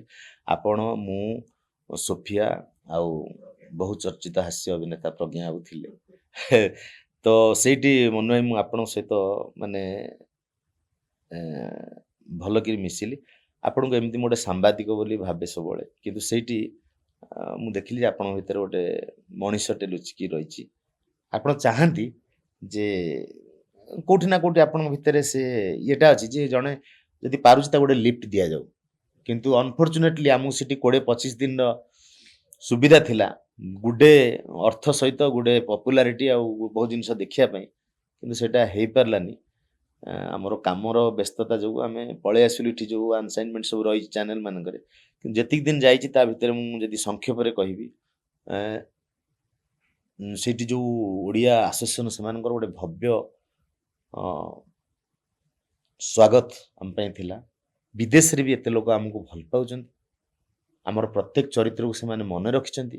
ତାଙ୍କର ଯେଉଁ ବ୍ୟସ୍ତ ବହୁଳତା ଭିତରେ ସେମାନେ ଆମକୁ ଚାହିଁଲେ ଏବଂ ଆମେ ଯାଇ ସେଠି 3 ଦିନର ଯେଉଁ ତାଙ୍କର କନଭେନସନ୍ ହେଲା ଓଷାର ସେଥିରେ ଇଏ କଲୁ ଆମ କଲଚରକୁ ସେମାନେ କେମିତି ମାନେ ସେଠି ସଜେଇଛନ୍ତି ଚିତା ଝୋଟି ଦୋଳି ସବୁ କଥାକୁ ସେ ରଖିଛନ୍ତି ଓଡ଼ିଆର ଟ୍ରାଡ଼ିସନକୁ ସେମାନେ ମଞ୍ଚରେ ପ୍ରେଜେଣ୍ଟ କରାଉଛନ୍ତି ଆଉ ତାଙ୍କର ଖାଇବା ପିଇବା ସେଠି ଏତେ ବିଦେଶୀ ଖାଦ୍ୟ ଥିଲେ ବି ଆମେ ଯାହା ଚାହୁଁଥିଲୁ ସେସବୁ ଜିନିଷ ଖାଇପାରୁଥିଲୁ ଆଉ ସେମାନେ ଏତେ ସୁନ୍ଦର ଭାବରେ ଆମକୁ ନେଇ ବିଭିନ୍ନ ଜାଗା ଯେଉଁ ଦେଖେଇଲେ ସେ ଲେକ୍ ହଉ କିମ୍ବା ସେ ଯେଉଁ ସମୁଦ୍ର ଭିତରେ ଆକ୍ୱାରିୟମ୍ ହଉ ପ୍ରତ୍ୟେକ ଜିନିଷ ଭାରି ମନଛୁଆଁ ଆଉ ପ୍ରତ୍ୟେକ ମୁଁ ସମସ୍ତଙ୍କୁ ରିକ୍ୱେଷ୍ଟ କରିବି ଯଦି ଆପଣମାନଙ୍କ ପାଖରେ ସୁବିଧା ଆଉ ସୁଯୋଗ ଅଛି ଥରେ ଆମେରିକା ଯିବା ଉଚିତ ଆମେରିକା ଯିବା ଉଚିତ। ହଁ କାହିଁକି ନା ସେଇଟା ଗୋଟେ ଗୋଟେ ଗୋଟେ ଡିଫରେଣ୍ଟ ଜାଗା ଆମେ ସେଇଟା ଗୋଟେ ଡ୍ରିମ୍ରେ ଭାବୁଛୁ ଆଉ ଯେତେ ଭିଡ଼ିଓରେ ଦେଖିଲେ ଯେତେ ଯାହା ଗଲେ ସେଠି ପହଞ୍ଚିଲା ପରେ ସେଇ ଯେଉଁ ଆମେ ଯେଉଁ ଲିଚି ତୋଳି ଧୀର ଭାଇ ଆମେ କିଣିକି ତୋଳିକିରି ଖାଉଥିଲେ ସେଠି ଯେଉଁ ଚାଲୁଥିଲେ ଆପଣଙ୍କ ସହିତ ମୁଁ କଥା ହେଉଥିଲି ମର୍ଣ୍ଣିଂ ୱାକ୍ ଆମେ କରିଛେ ଯେ ଜାଗା ଜାଗାରେ ପାଣି କେମିତି ରହିଛି ତାଙ୍କର ଟ୍ରାଫିକ୍ କେମିତି ଓଡ଼ିଆରୁ ଗୋଟେ ଲୋକ ଯାଇ ସେଠି ରୋଷେଇ କରିକି କେତେ ଅର୍ଥ ରୋଜଗାର କରିପାରୁଛି ଆଉ ନନାଙ୍କ କଥା ନନାଙ୍କ ନାଁ କ'ଣ କମଳା କମଳା ନନା ମାନେ ସତରେ କମଳା ଭଳି ସେ ତାଙ୍କ ସହିତ ଆପଣଙ୍କର ଯେଉଁ ଗାଡ଼ି ଭିତରେ ଯେଉଁ ଇଣ୍ଟରାକ୍ସନ୍ ସବୁ କଥା ଭାରି ଠାକୁର ପୂଜା କରି ଜଣେ ପାଖାପାଖି 8 ରୁ 10 ଲକ୍ଷ ଟଙ୍କା ଇନକମ୍ କରୁଛି ଆମେ ହଠାତ୍ ଚମିକି ପଡ଼ିଲେ ଯେ ଏତେ ପଇସା ସେ ରୋଜଗାର କରିପାରୁଛନ୍ତି ଆଉ ଆମ ନନା ମାନଙ୍କ କଥା ମନେ ପଡୁଥିଲା ଆମ ନନା ମାନେ କେତେ ଅସୁବିଧା ସେ କହୁଛି ଯେ ସେ ପୁଣି କହିଲେ ସେଠି ଯେ ଆମକୁ ଆମେ ଯେଉଁ ଯେ ଏଠି ଆପଣ ଗୋଟେ ଧାତୁ ଉପହାର ଦେଇପାରିବେ ସୁନା ହୀରା ଲୀଳା ଆମେ ସେଠି ଗୋଟେ ପଇସା ଦେଇଦେଉଛୁ ଚାଉଳ ମୁଠେ ଦେଇଦେଉଛୁ ସେଠି ରିଅଲି ସୁନାଟା ଦିଆଯାଏ କେତେ ଟଙ୍କା ତୁମକୁ ମିଳେ ନା ଏତିକି 10 ଲକ୍ଷ ଟଙ୍କା ବାଦେ କୋଉଠୁ ସୁନା କୋଉଠୁ ଚେନ୍ ସେ ଦେଖେଇ ଦେଉଛି କାଢ଼ିକିରି ହେଇ ମୁଁ ଏ ଚେନ୍ଟା ପାଇଛି ହେଇ ମୁଁ ଏ ମୁଦି ପାଇଛି ଆକ୍ଚୁଆଲି ଓଡ଼ିଶାର ନନା ବି ଆମେରିକାରେ ଅଛନ୍ତି ଓଡ଼ିଶାର ନନା ଚିକାଗୋ ସହରରେ ଅଛନ୍ତି ତାର ପୁଣି ସବୁ ଖର୍ଚ୍ଚ ବାର୍ଚ୍ଚ ଯାଇକିରି ସେ ନନା ଆମକୁ ଗାଡ଼ିରେ ଡ୍ରାଇଭ୍ କରିକି ନେଲେ ଆଉ ସେ ଆପଣଙ୍କର ବି ଫ୍ୟାନ୍ ଆମର ବି ଫ୍ୟାନ୍ ସେ ବହୁତ ସୁନ୍ଦର ଭାବରେ ବୁଲେଇଲେ ଆମେରିକାର ସେ ଯେଉଁ ଅନୁଭୂତି ଆଉ ଯେଉଁ ଇମିଗ୍ରେସନ୍ ପାଇଁ ଯେଉଁ ଇଣ୍ଟରଭ୍ୟୁ ସେ ଇଣ୍ଟରଭ୍ୟୁର ଅଭିଜ୍ଞତା ଟିକେ ପ୍ରଜ୍ଞାର ଯେଉଁ ଇଂଲିଶ ଯେଉଁ ପଚାରିବା ଭିତରେ କାଳେ ଫେଲ୍ ହେଇଯିବ ବୋଲିକିରି ମୁଁ ତା ପଛରେ ଯେଉଁ ଇଂଲିଶ କହିଲା ବେଳକୁ ସେ ଖାଲି ଗୋଟେ ଡାଇଲଗ୍ କରିଥାଏ ଆଣ୍ଡ ଦ୍ୟାଟ୍ସ ଡ୍ରାମା ଆପଣଙ୍କୁ କୁହାଯାଇଥାଏ ଯେ ଆର୍ଟିଷ୍ଟ ବୋଲି ନିଜକୁ କହିବ ଆଉ ଆମେରିକାରେ ଗୋଟେ ପ୍ରୋଗ୍ରାମ ହେଉଛି ସେ ପ୍ରୋଗ୍ରାମ ପାଇଁ ଆମକୁ ଇନଭିଟେସନ୍ ଆସିଛି ଆମେ ଯାଉଛୁ ସେ କଥାକୁ ଇଂଲିଶରେ କହିବାକୁ ପଡ଼ିବ ଯେଉଁମାନେ ପାସପୋର୍ଟ ଅଫିସର ଅଛନ୍ତି ଭିସା ଅଫିସର ଅଛନ୍ତି ବେଶୀ ଆଡ଼ୁ ସାଡ଼ୁ କହିବନି ସେଠି ସବୁଠୁ ବେଶୀ ଭୟ ଯେ ସୋଫିଆ ଆପଣ ତ ଇଂଲିଶ କୁହନ୍ତି କହିପାରିବେ ଯେ ମୁଁ କହିଦେଇପାରେ ପ୍ରଜ୍ଞା କ'ଣ କହିବ ସେ ଟେନସନ୍ ଥିଲା କିନ୍ତୁ ଈଶ୍ୱରଙ୍କ ଆଶୀର୍ବାଦ ବୋଧହୁଏ ସେ ସାମ୍ନା ଲୋକ ଆମର ଇମୋସନକୁ ବୁଝିକିରି କେମିତି କ'ଣ ଆମେ ପାସ୍ କରିଗଲୁ କିନ୍ତୁ ସୋଫିଆର କେମିତି କ'ଣ ସରି ଯାଉଛି ନାଜିଆର କେମିତି କ'ଣ ଏପଟ ସେପଟ ହେଇଗଲା ସେଇ ସମୟଟା ଯେଉଁ ଆମେ ଟେନସନ୍ରେ ରହିଲୁ କାଳେ ସିଏ ରହିଯିବ ସିଏ ପୁଣି ଆମର ତାଙ୍କ ଟିମ୍ରେ ଆମେ ଯାଉଛୁ ଯିବୁ ନ ଯିବୁ ଯେଉଁ ଟେନସନ୍ ଥିଲା ଯାଉ ଲାଷ୍ଟ ମୋମେଣ୍ଟରେ ଏତେ ଟେନସନ୍ ଯେ ଗୋଟେ ପେପର ସେଇଠି ହଜି ଯାଉଥିବ କିନ୍ତୁ ପାଉନଥିବ ସେଇଠି ଥିବ ଜୀବନର ଇଏ ହେଉଛି ଗୋଟେ ଭିନ୍ନ ଦିଗ ତ ଆପଣଙ୍କୁ ଜୀବନ କ'ଣ ଶିଖେଇଛି ଶଙ୍କର ଜୀବନ ଏହା ଶିଖେଇଛି ଯେ ଦୁଃଖ ସମୟରେ ବହୁତ ଭାଙ୍ଗି ପଡ଼ିବା ଉଚିତ ନୁହେଁ ମୋର ଦୁଃଖ ହେଇଗଲା ମୁଁ କିଛି କରିପାରିଲିନି ମୋର ହେଇପାରିଲାନି କାନ୍ଦିବି ଇଏ କରିବି ଉପାସ ରହିଗଲି ଖାଇପାରିଲିନି ଇଏ କଲି ସେମିତି କରିବା ଉଚିତ ନୁହଁ ଆଉ ଯେଉଁ ସମୟରେ ମୁଁ କହୁଛି ଆମ ଘରେ ବୋଧେ ମୁଁ ହେଉଛି ଫାଷ୍ଟ ପିଲା ଆମେ 3 ଭାଇ 3 ଭଉଣୀ ମୁଁ କିଛି ଅର୍ଥ ରୋଜଗାର କରିପାରୁଛି ସେଇଟା ମୁଁ ଇଗୋରେ କହୁନି ଏଇଟା ହେଉଛି ମୋ ପାଇଁ ଆଶୀର୍ବାଦ କିନ୍ତୁ ଗୋଟେ ସମୟ ଥିଲା ମୁଁ ଆମ ଘର ଭିତରେ ଯେତେ ଆମର ଛୋଟିଆ ପରିବାର ହେଲେ ବି ଖାଇବା ପିଇବା ଚାଷୀବନ୍ଦୀ ପରିବାର ଭିତରେ କିଛି ଅଭାବ ନଥିଲା କିନ୍ତୁ ସେସବୁକୁ ଇଗ୍ନୋର କରିକି ମୁଁ ଏଠି ଆସି ଷ୍ଟ୍ରଗଲ୍ କରୁଥିଲି ସେଇ ସମୟରେ ଯଦି ମୁଁ ଭାଙ୍ଗି ପଡ଼ିଥାନ୍ତି ମୁଁ ଭାବିଥାନ୍ତି ଆମ ଘରେ ତ ସବୁ ଅଛି ମୁଁ ଗାଁରେ ଗଲେ ଆମର ଚାଷବାସ ସବୁ ଅଛି ମୁଁ କାହିଁ ଏଠି ରହିବି ସେଇ ସମୟରେ ଭାଙ୍ଗି ପଡ଼ିନି ମୁଁ ତେଣୁ ଦୁଃଖ ସମୟରେ ବହୁତ ଆପଣ ଅସହାୟ ମନେ କରିବା ଉଚିତ ନୁହଁ ଆଉ ଯେତେବେଳେ ଆପଣଙ୍କୁ ସୁଖ ଆସୁଛି ଅର୍ଥ ଆସୁଛି ପପୁଲାରିଟି ଆସୁଛି ସେତେବେଳେ ଗୋଟେ ବହୁତ ମୁଁ ଏଇଟା କରିଦେଇଛି କରିଛି ସେମିତି ଗୋଟେ ଇଗୋ ଭିତରେ ରହିବା ଉଚିତ ନୁହଁ କାରଣ ସେତେବେଳେ ସେ ଦୁଃଖ କଥାଟା ମନେ ପକାଇବା ଉଚିତ ମେ ବି ପୁଣି ସେମିତିଆ ସିଚୁଏସନ୍ ଆସିପାରିବ ତ ମୁଁ ଏତେ ଫ୍ଲେକ୍ସିବୁଲ୍ ଅଛି ବର୍ତ୍ତମାନ ଯେ ମୋତେ ଆଜି ବି ଯଦି ମାନେ ଅଭାବ ପଡ଼ିଯିବ ମୁଁ ସାଇକେଲ ଚଲେଇକିରି ବି ପୁଣି ଜିରୋରୁ ଷ୍ଟାର୍ଟ କରିପାରିବି। ସେସବୁ ହାବିଟ୍ ମୋର ମୁଁ ରଖିଛି। ପୁଣି ଜିରୋରୁ ଷ୍ଟାର୍ଟ କରିବାର ଅଭ୍ୟାସ ଆଉ ମାନେ ଏଇ ଜାଗାକୁ ଆସିବା ପାଇଁ ମୋତେ କ'ଣ କ'ଣ ନ କରିବାକୁ ପଡ଼ିଛି। କେତେବେଳେ ଶିଶୁ ମନ୍ଦିରରେ ଗୁରୁଜୀ ହେଇଛି, କେତେବେଳେ ସ୍କୁଲରେ ଟିଚର ହେଇଛି, ଟ୍ୟୁସନ୍ କରିଛି, ଗୋଟେ ଲୋକକୁ ନେଇକିରି ଯିବା ଆସିବା କରୁଛି, ସାଇକେଲରେ ଯାଇଛି। ସାଇକେଲରେ ନେଇକିରି ସେକ୍ରେଟାରୀ ଛାଡ଼ିବି। ପୁଣି ସିଏ ଯେତେବେଳେ ଯାଇପାରିବେନି ସେଠି ଯେହେତୁ ମୁଁ ତାଙ୍କୁ ଛାଡ଼ୁଥିଲି, ସେକ୍ରେଟାରୀ ଷ୍ଟାଫ୍ ସ୍ପେସିଆଲି ସୂର୍ଯ୍ୟ ଭାଇ ତାଙ୍କର ଯେ ସେକ୍ସନ ଅଫିସର, ତାଙ୍କର ଯେତେବେଳେ ଡ୍ରାମା ଫାମା ହେବ ସିଏ ମୋତେ କହିବେ ତମେ ସବୁ କର। ଗୋଟେ ଇଲେକ୍ସନ୍ ଡ୍ୟୁଟି ପଡ଼ିଲା, ମୁଁ ପ୍ରକ୍ସି ହେଇକି ତାଙ୍କ ସାଙ୍ଗରେ ଗଲି, ଯାଇକି ସେ ଲୋକର ସାଇନ୍ କରୁଥିଲି ଏବଂ କାମ କରୁଥିଲି। ଏସବୁ ଜିନିଷ ବି କରିବାକୁ ପଡ଼ିବ। କିନ୍ତୁ କରିବାକୁ ପଡ଼ିବା ପରେ ଈଶ୍ୱର ନିଷ୍ଠୁର ନୁହନ୍ତି, ସେ ବିଳମ୍ବରେ ହେଲେ ବି ଯାହା ମୋତେ ଦେଇଛନ୍ତି ଆଉ ଯେତିକି ଲୋକ ମୋତେ ଆଜି ଚିହ୍ନି ପାରୁଛନ୍ତି ବା ମୋର ପ୍ରତିଭାକୁ ଆକ୍ସେପ୍ଟ କରୁଛନ୍ତି, ଈଶ୍ୱରଙ୍କ ପାଖରେ, ପ୍ୟାରେଣ୍ଟସ୍ଙ୍କ ପାଖରେ, ମୋ ଭାଇମାନଙ୍କ ପାଖରେ, ମୋ ଗାଁ ଲୋକମାନଙ୍କ ପାଖରେ ମୁଁ ସବୁବେଳେ ଋଣୀ। ମୋ ଲାଷ୍ଟ କ୍ୱେଶ୍ଚିନ୍ ରହିବ, ମୋତେ ଲାଗେ ଯେ ଅନେକ ସମୟରେ ଯେତେବେଳେ ଯାତ୍ରା କରିବାକୁ ଆପଣ ଯାଆନ୍ତି, ପଇସା ପତ୍ର ମିଳିବାରେ ବହୁତ ଜାଗାରେ ସମସ୍ୟା ଆଗରୁ ଥିଲା। କେମିତି ମୁଁ ଶୁଣିଛି ଯେ ଆପଣ ପୁରା ଲାଗିକିରି ପଇସା ଆଦାୟ କରିବେ। କାରଣ ଆମେ ଯେତେବେଳେ ଯାଉ ମୋତେ ପଇସାଟା ଗୋଟେ ପାର୍ଟ। କିଛି ଲୋକ ଅଛନ୍ତି ବହୁତ ଧୂର୍ତ୍ତ, ସମସ୍ତେ ନୁହନ୍ତି। ସେମାନେ ଚାହାନ୍ତି ଯେ ଇଏ ଧର ଏତିକି ଦିନ କାମ କରୁଛି କେଏସ୍ ଭିତରେ, ଗହଳି ଭିତରେ ତାକୁ ଇଗ୍ନୋର କରିଦେଲେ ସେ ପଇସା ରହିଯିବ। କିନ୍ତୁ ମୁଁ ସେଇଟାକୁ ଜଗିଥାଏ। ପଇସାକୁ ଜଗିଥାନ୍ତୁ। କାରଣ ସେଟା କମିଟମେଣ୍ଟ ହେଇଛି, ତାପରେ ବି ଲୋକ ଠକି ଦେବାକୁ ଚାହାନ୍ତି। ଆପଣଙ୍କର ଆକ୍ଟିଂରେ ହଉ, ଆପଣ ଷ୍ଟେଜ୍ ଶୋରେ ହଉ, ମେକଅପ୍ରେ ହଉ, ସବୁ ଜାଗା ଡ୍ରାମାରେ ହଉ, ଲୋକ ଚାହାନ୍ତି କିଛି ପଇସା ରହିଯାଉ, କିଛି ଗୋଟେ ଇସ୍ୟୁ କରି ଦେଖେଇଦେବେ। ମୁଁ ସେଇଟାକୁ ଚେଷ୍ଟା କରେ, ଆମ ପ୍ରାପ୍ୟଟା ମିଳିବା ଉଚିତ। ବହୁତ ଜାଗାରେ ବି ସହଜରେ ମିଳିଛି, ବହୁତ ବଦାନ୍ୟ ବ୍ୟକ୍ତି ଅଛନ୍ତି ଯାହା କହିଥିବେ ତାହା ଦେଇ ଦିଅନ୍ତି, କିନ୍ତୁ ବହୁତ ଜାଗାରେ ଦିଅନ୍ତି ନାହିଁ। କେମିତି ଆଣନ୍ତି? ଗୋଟେ ଜାଗାରେ ଥରେ ଜଣେ କହିଥିଲା ଯେ ଷ୍ଟେଜ୍ ଶୋ କରିବା ପାଇଁ ଯାଇଥିଲୁ, ହରି ଭାଇଙ୍କର ମୋର, ସେ ଶୋ କଲା ପରେ ସେ ଆଉ ପଇସା ଦେଲେନି। ମୁଁ ତାଙ୍କ ଘରକୁ ଗଲି, ସିଏ ଦୌଡ଼ୁଛି ବାରିପଟରେ, ପୋଖରୀରେ ଜହ୍ନରାତି ସିଆଡ଼େ ପଳାଉଛି, ମୁଁ ତା ସାଙ୍ଗେ ଚାଲିଛି। କାହିଁ କୁଆଡ଼େ ଯାଉଛି? ମୁଁ କହିଲି ପଇସା ନଦେଲେ ଭାଇ ହେବନି, ଆମେ ବହୁତ ହଇରାଣ ହେଇଯିବୁ, ଏ କରିବୁ ସେ ଯୁଆଡ଼େ ଯାଉଛି ମୁଁ ତାକୁ ଛାଡ଼ୁନି। ତା ସହିତ ଯାଇ ଗୋଡ଼େଇ ଲାଷ୍ଟକୁ ସେ କହିଲା ମୋ ପାଖରେ ନାହିଁ, ମୁଁ କାଲି ଦେବି। ମୁଁ କହିଲି ତମ ମୁଦିଟା ଦିଅ, ମୁଁ ନେଇଯିବି, ତମେ ଦେଲେ ମୁଁ ଦେଇଦେବି, ମୁଁ ରଖିବି। ଯାହା ହଉ ତା ଭିତରେ ଗୋଟେ ଲୋକ ଜୁଟିଲା, କହିଲା କାହିଁ ତମକୁ କହିଛ ତମେ ପଇସା ଦେବନି। ଯାହା ହଉ ସେ ମାନେ ବାହାର ଗୋଟେ ଗାଁରେ ଯାଇ ଆପଣ କ'ଣ କରିବେ, ଯଦି ସେ ପଇସା ନ ଦେବ ଆଉ କିଛି କରିହେବନି ତା ପରଦିନ। ତ ସିଏ ଯୁଆଡ଼େ ବିଲଆଡ଼େ ଯୋଡ଼ୁଛନ୍ତି ଆପଣ। ଇଭିନ୍ ବି ଏଇଠି ବି ଇଭେଣ୍ଟ ମ୍ୟାନେଜର ଅଛନ୍ତି ଯେଉଁମାନେ ବି ପଇସା ମାନେ କହିକିରି ଦେଇନାହାନ୍ତି, ମୁଁ ତାଙ୍କ ସହିତ ଝଗଡ଼ା ଯୁକ୍ତି ତର୍କ କରି ଗୋଟେ ଜାଗାରେ ଅଟକେଇକିରି ଗୋଟେ ଶୋରେ ବୋଲେ ଏଇଠି ଯଦି ପଇସା ନ ଦେବ ମୁଁ ଚିଲେଇବି, ଚିତ୍କାର କରିବି, ମିଡ଼ିଆକୁ ଡାକିବି, ଚେଷ୍ଟା କରେ ପାରୁ ପର୍ଯ୍ୟନ୍ତ। ସବୁ ଜାଗାରୁ ହୁଏତ ଆଣିପାରିନି, କିନ୍ତୁ ପ୍ରାୟ ଜାଗାରୁ ମୁଁ ଆଣେ। ଆଉ ମୁଁ ଯେତିକି କମିଟମେଣ୍ଟ କରିଥାଏ ମୁଁ କେବେ ତାଠୁ ଟଙ୍କାଟା ଅଧିକା ଆଶା କରେନି, କିନ୍ତୁ ସେତିକି ମିଳିଯିବା ଦରକାର। କାରଣ ଗୋଟେ ଯେତେବେଳେ କାମ ହୁଏ ସେତେବେଳେ ଆମେ ବାରମ୍ବାର ଯଦି ମୁଁ କହିବି ପଇସା ନେବି, ସିଏ କାମରେ ହାମ୍ପର ହେବ। ମୁଁ ସରିଗଲେ ଦେଇଦିଏ, ବହୁତ ଲୋକ ବି ଦେଇଦିଅନ୍ତି, କିନ୍ତୁ କିଛି ଜଣ ଦିଅନ୍ତି ନାହିଁ। ଏବେ ସବୁ ମିଳିବା ସହଜ ହେଇଯାଉଛି ଟଙ୍କା।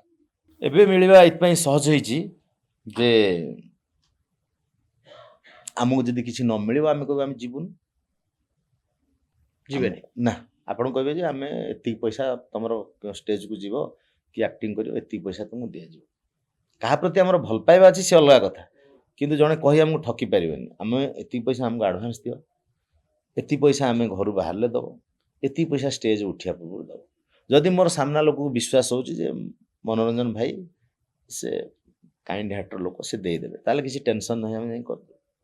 ଇଭିନ୍ ବି ପ୍ରଜ୍ଞାନ ମୋର ଗୋଟେ ଷ୍ଟେଜକୁ ଯାଇଛୁ, ଆମର ଯାହା ପଇସା ଛିଡ଼ିଥିଲା ଏଇ 15 ଦିନ 2 ମାସ ତଳର କଥା କହୁଛୁ।